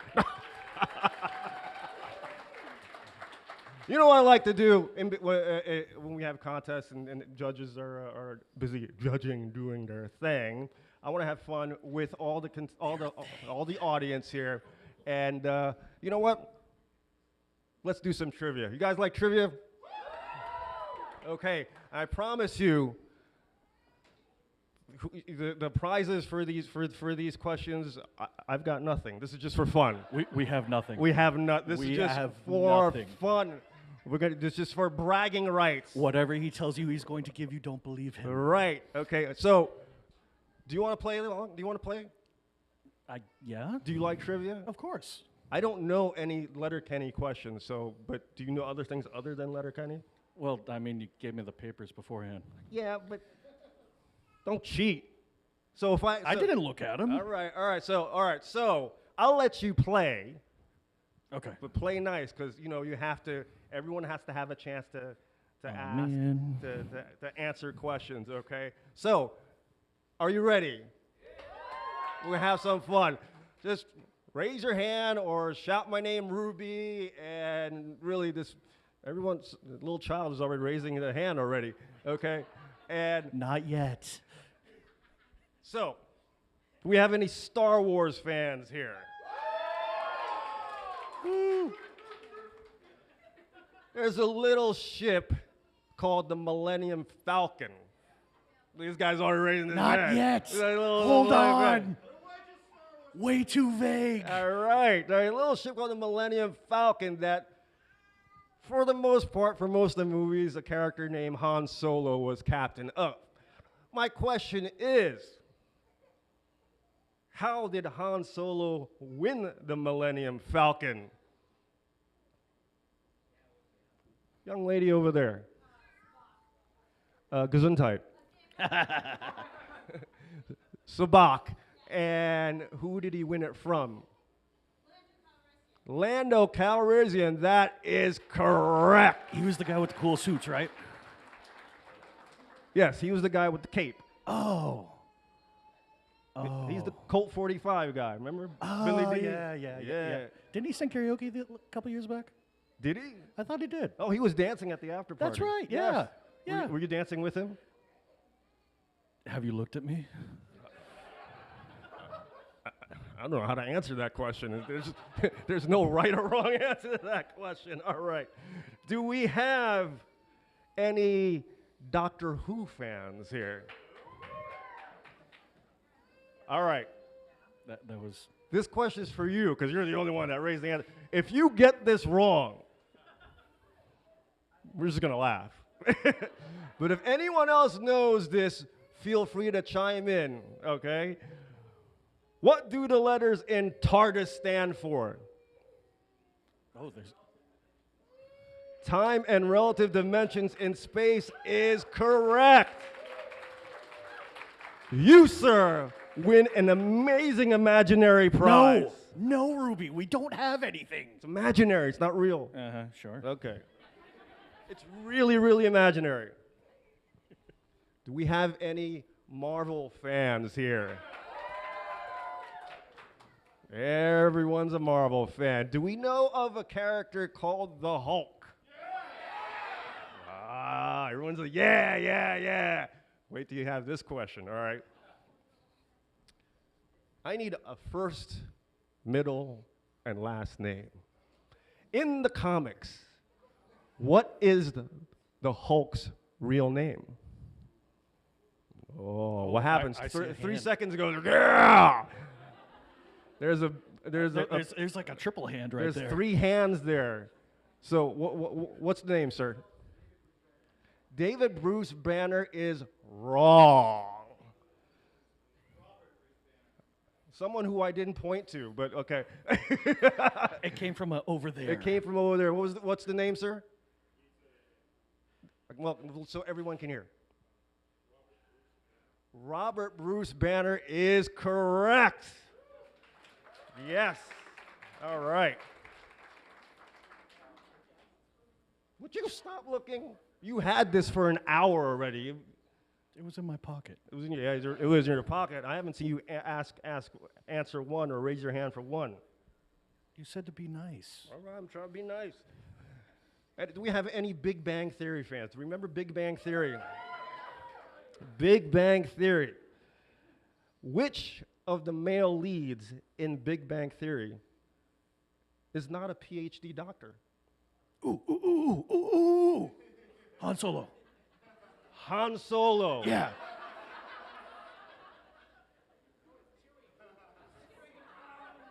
Come on, you know I got it. How many episodes of Letterkenny have you watched? Han Solo. Han Solo is not correct. Damn. Which of the male leads is not a PhD doctor? Young lady in the pink. Mr. Howard Wolowitz is correct. Oh yeah, he had the mom that talked really nasally and high pitched, and he's the one that won't shut up about going in space. Yeah, that's one. That's right. You win an amazing imaginary prize. Thank you so much. Good job specifying that one. Let's go back to Star Wars, okay? All right. A long time ago in the galaxy far, far away. In the original 1977 Star Wars, or sometimes we call it A New Hope, depending on what version that you watch, who has the final line before the credits roll?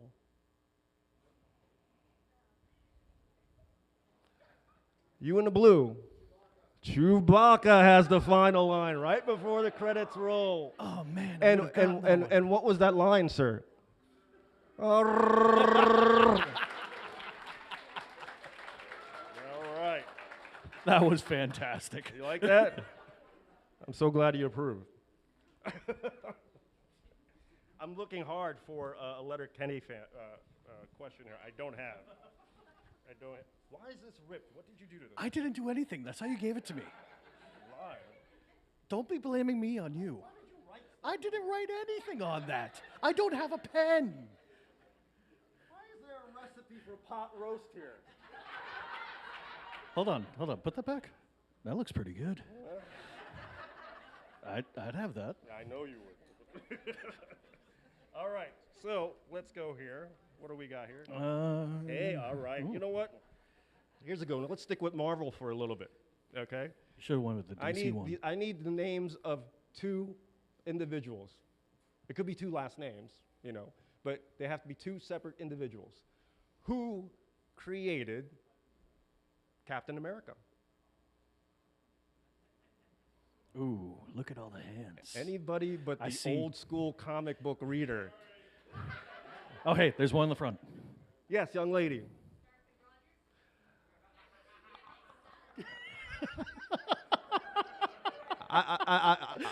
I'm going to give you that one. Let me rephrase that, okay? Who created the publishing and the invention of the character of Captain America? Young lady in the orange. Actually, she's right. Okay. I'm looking for the people in the real world. But they are in the real world to us. Okay. You guys, listen, because these prizes are imaginary, you guys win them all. But in the real world, this character was drawn and written and created on pen and paper. And so who created Captain America? Gentleman waving his hand or signaling me the number 5. Yes. Stan Lee and Jack Kirby is wrong. Well, a little right. What? It's a little wrong, too. Yeah, it's a little wrong, too. I didn't say it was all right. All right. All right. He works here. Alan, right? No. He works here. He can't answer this question. But he gets the same prize as everybody. Alan. Joe Simon and Jack Kirby is right. You win a fake prize. What do we got here? It's going to be a little one, though. Oh, You're not okay. allowed a normal one. You get Alright, a little one. alright. It's like, yeah, man. So this might be a stretch, and I'll ask this question depending on, let's see if the crowd is receptive or not. Do we have any Star Trek fans? All right, good enough. I will ask this question. All right.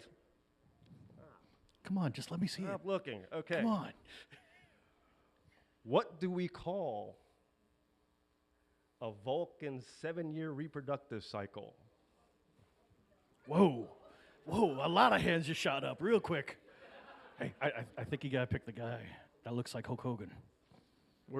Who looks like Hulk Hogan in this crowd? Right in the front, right there. See that Fu Manchu? Have you seen Hulk Hogan? Oh, brother. Is that how Hulk Hogan looks like in Canada? Hey, brother. Hey, brother. All right. How's about we go beat some boys? Oh, that came out wrong. Mm-mm. Mm-mm. Mm-mm. Oh. No. I'm gonna stop. Are the cameras still rolling? I hope not. All right. We're live. So, gentleman that looks like Hulk Hogan, what do we call a Vulcan's 7-year reproductive cycle? Ponfar is right on target. Ponfar. All right. How are they doing over there? I'm running out of questions. Are they in there? Or are they over there? They went home, didn't they? They're not here, man. Did they go to the after party already? I'll check. All right. So, I didn't mean for you to actually look. Well, I want to get away from you for a minute. All right. Okay. You're the one who's beating boys. I'm like, what the? They're not here, man. They're not there. All right. Let's go. Let's see. All right. Do we have any DC comic fans? DC comic fans. All right. All right. That seemed a little lackluster. Yeah. I'm gonna ask this question, and we're gonna hear crickets. Do we have any fans of the character Green Lantern? Oh yeah.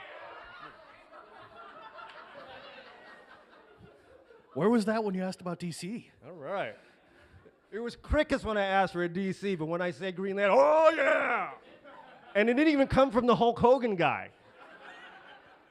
Okay, all right. We don't like DC, but we love Green Lantern. For I don't know who yelled yes for Green Lantern. All right. Without Googling verbatim, what is the Green Lantern oath? You raised your hand before I even said it. Verbatim. You got it? Go ahead. No. Kid show. No, that is not it. Not it. Does anyone know? Yes, you, sir, in the gray shirt.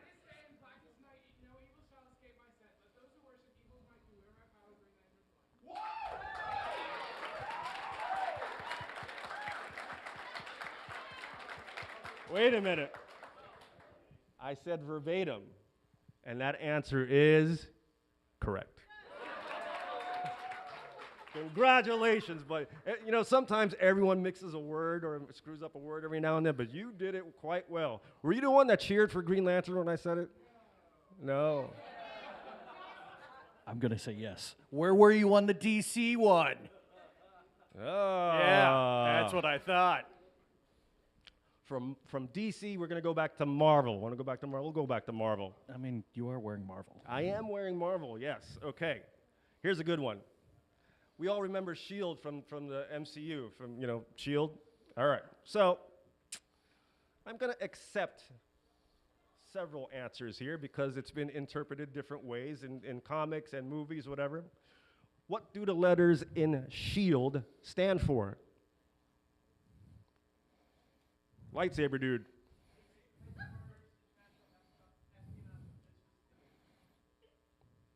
No, you're mixing a couple up. Yeah, whoa. Yes. You took one from that one and one from that one and one from that He one. took from that one. Yes.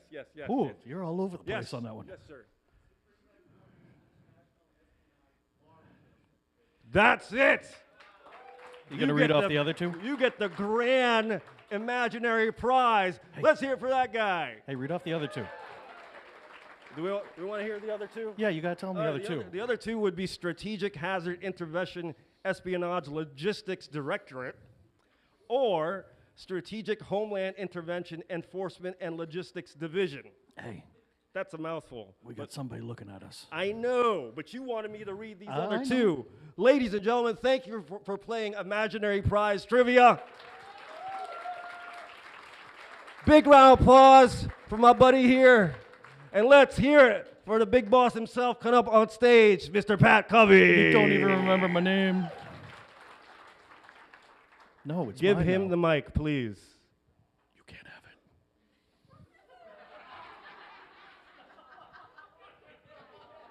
Hey, Squirrely Dan, I got something for you. You did good. You did well. You worked hard. Here, take this from me. Here you go. All right. All right. Are you guys ready to hear some winners? Yeah. I am. Now, you guys were loud, but I want you guys to be up here. Can you guys be a little bit louder? That's what I want to hear. All right, please welcome back your judges, Chris LaValle, Record Grimm, and Robin. Watch those stairs, Wrecker. What am I doing? You'll never live that down. He will never live it down. It was one of the most epic con photos you could ever take, too. Am I supposed to retrieve this, is what you asked me for? Ooh. I love big trophies. Look at that. All right. Let's get these undone. Just hold on. Just take a look at what's happening at this door right here. Wonder Man is opening the door for Carnage.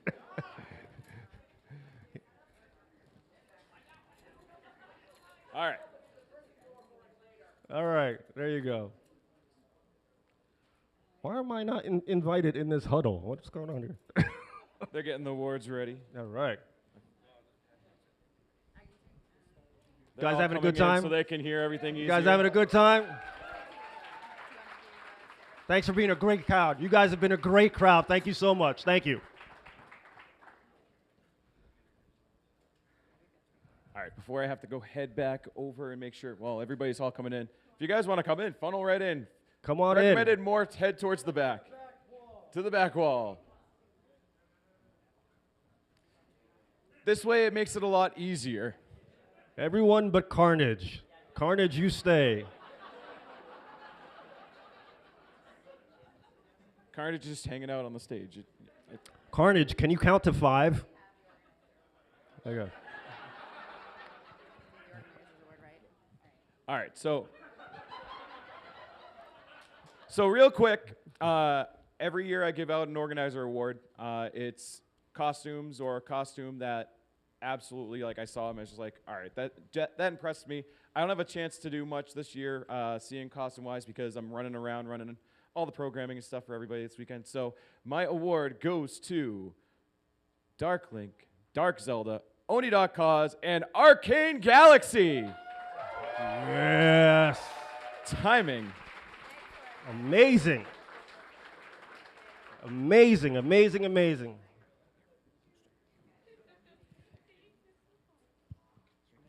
Congratulations, guys.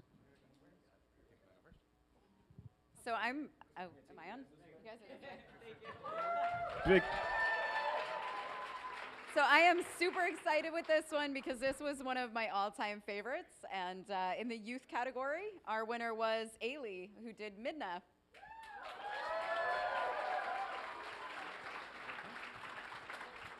Come on down.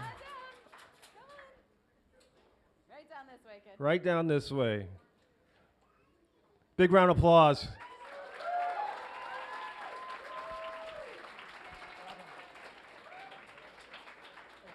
Yeah. Congratulations. Good job. Good job.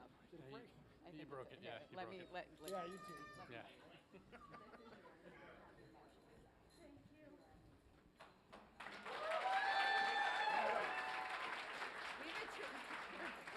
I'm gonna do it. And in the category of Best Journeyman, we got Sarah as Charmy.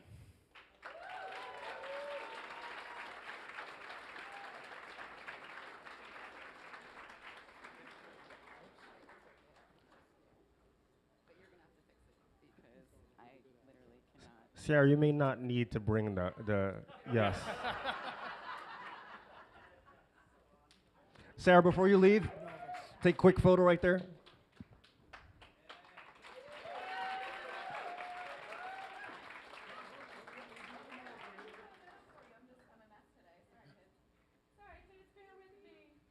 We went a little bit out of order, but for the best novice, Jason Walker as Sokka.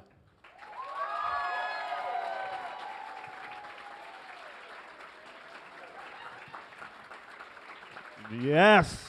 All right.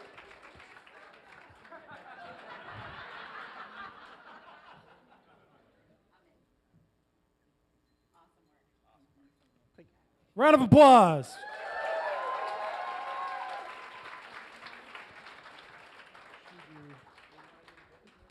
Can anyone just take a look at just Carnage just sitting there right there? Just like, just waiting for my name. Go ahead. For the best masters, we have Bill Van Patten as the Monster Hunter.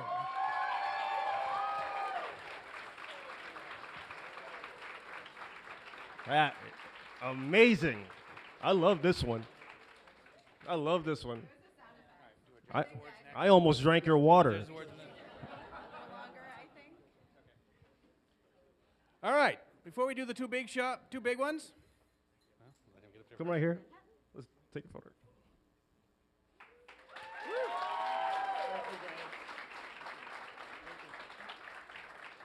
We're going to do our judges' awards. These are people that needed recognition.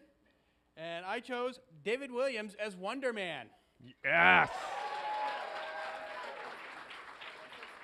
This is just judges' award, yeah. You just get this. One of my personal favorites, Wonder Man. Nice. There's Simon right there. Strike a pose.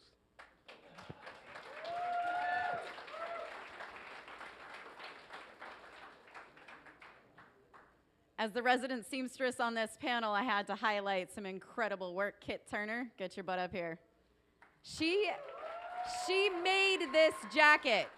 Look at the jacket. She actually made it from scratch.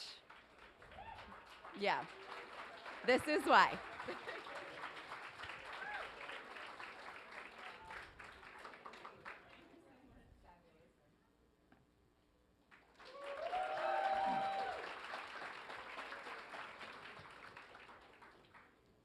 My judges award today goes to someone that used some innovative techniques to create their costume and a character that I love, Ivan Alobamar as the T-600 Terminator.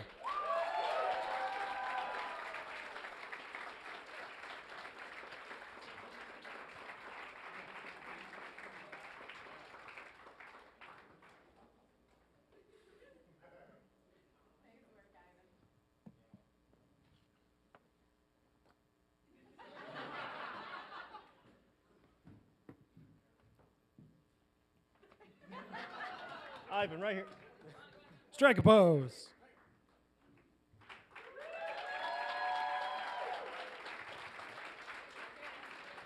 Right that way. So I have the Best in Show runner-up. This one was a lot of fun for me because it incorporated so many different techniques of foam work, fabric work, etc. So Trinosaurus and Squirrely Dan, you guys are my Best in Show runner-up.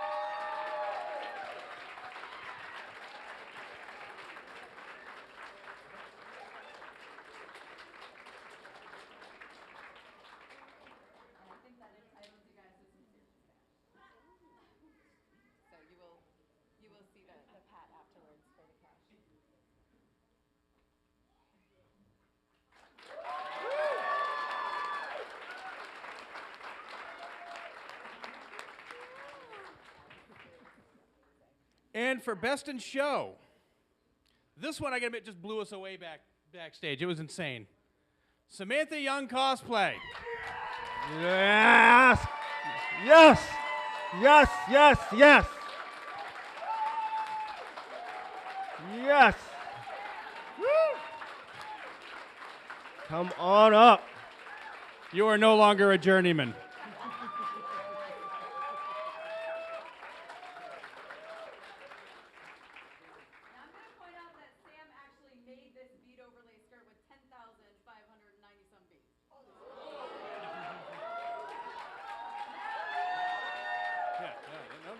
longer in the journeymans anymore.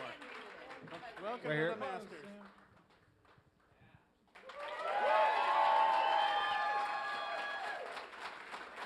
Amazing, amazing, amazing.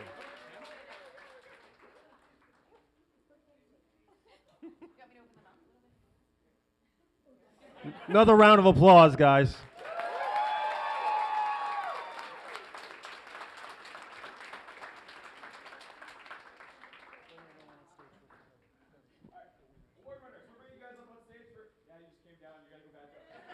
Group photo, guys. Come on up. I'm going to sit next to Carnage. Contestants in the back, you guys can come up here too. Come on, we want everybody involved. Guys, one more big round of applause for all of our outstanding contestants this year. Everyone did a spectacular job. Spread it out, spread it out. Swing down, swing down, swing down. I feel so nice and warm in here. You guys can squeeze in right here. Save my spot.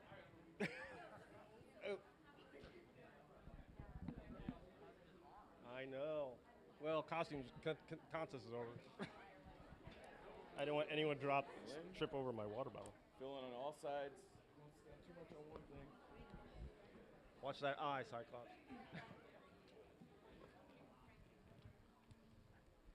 Squeeze in here, this way.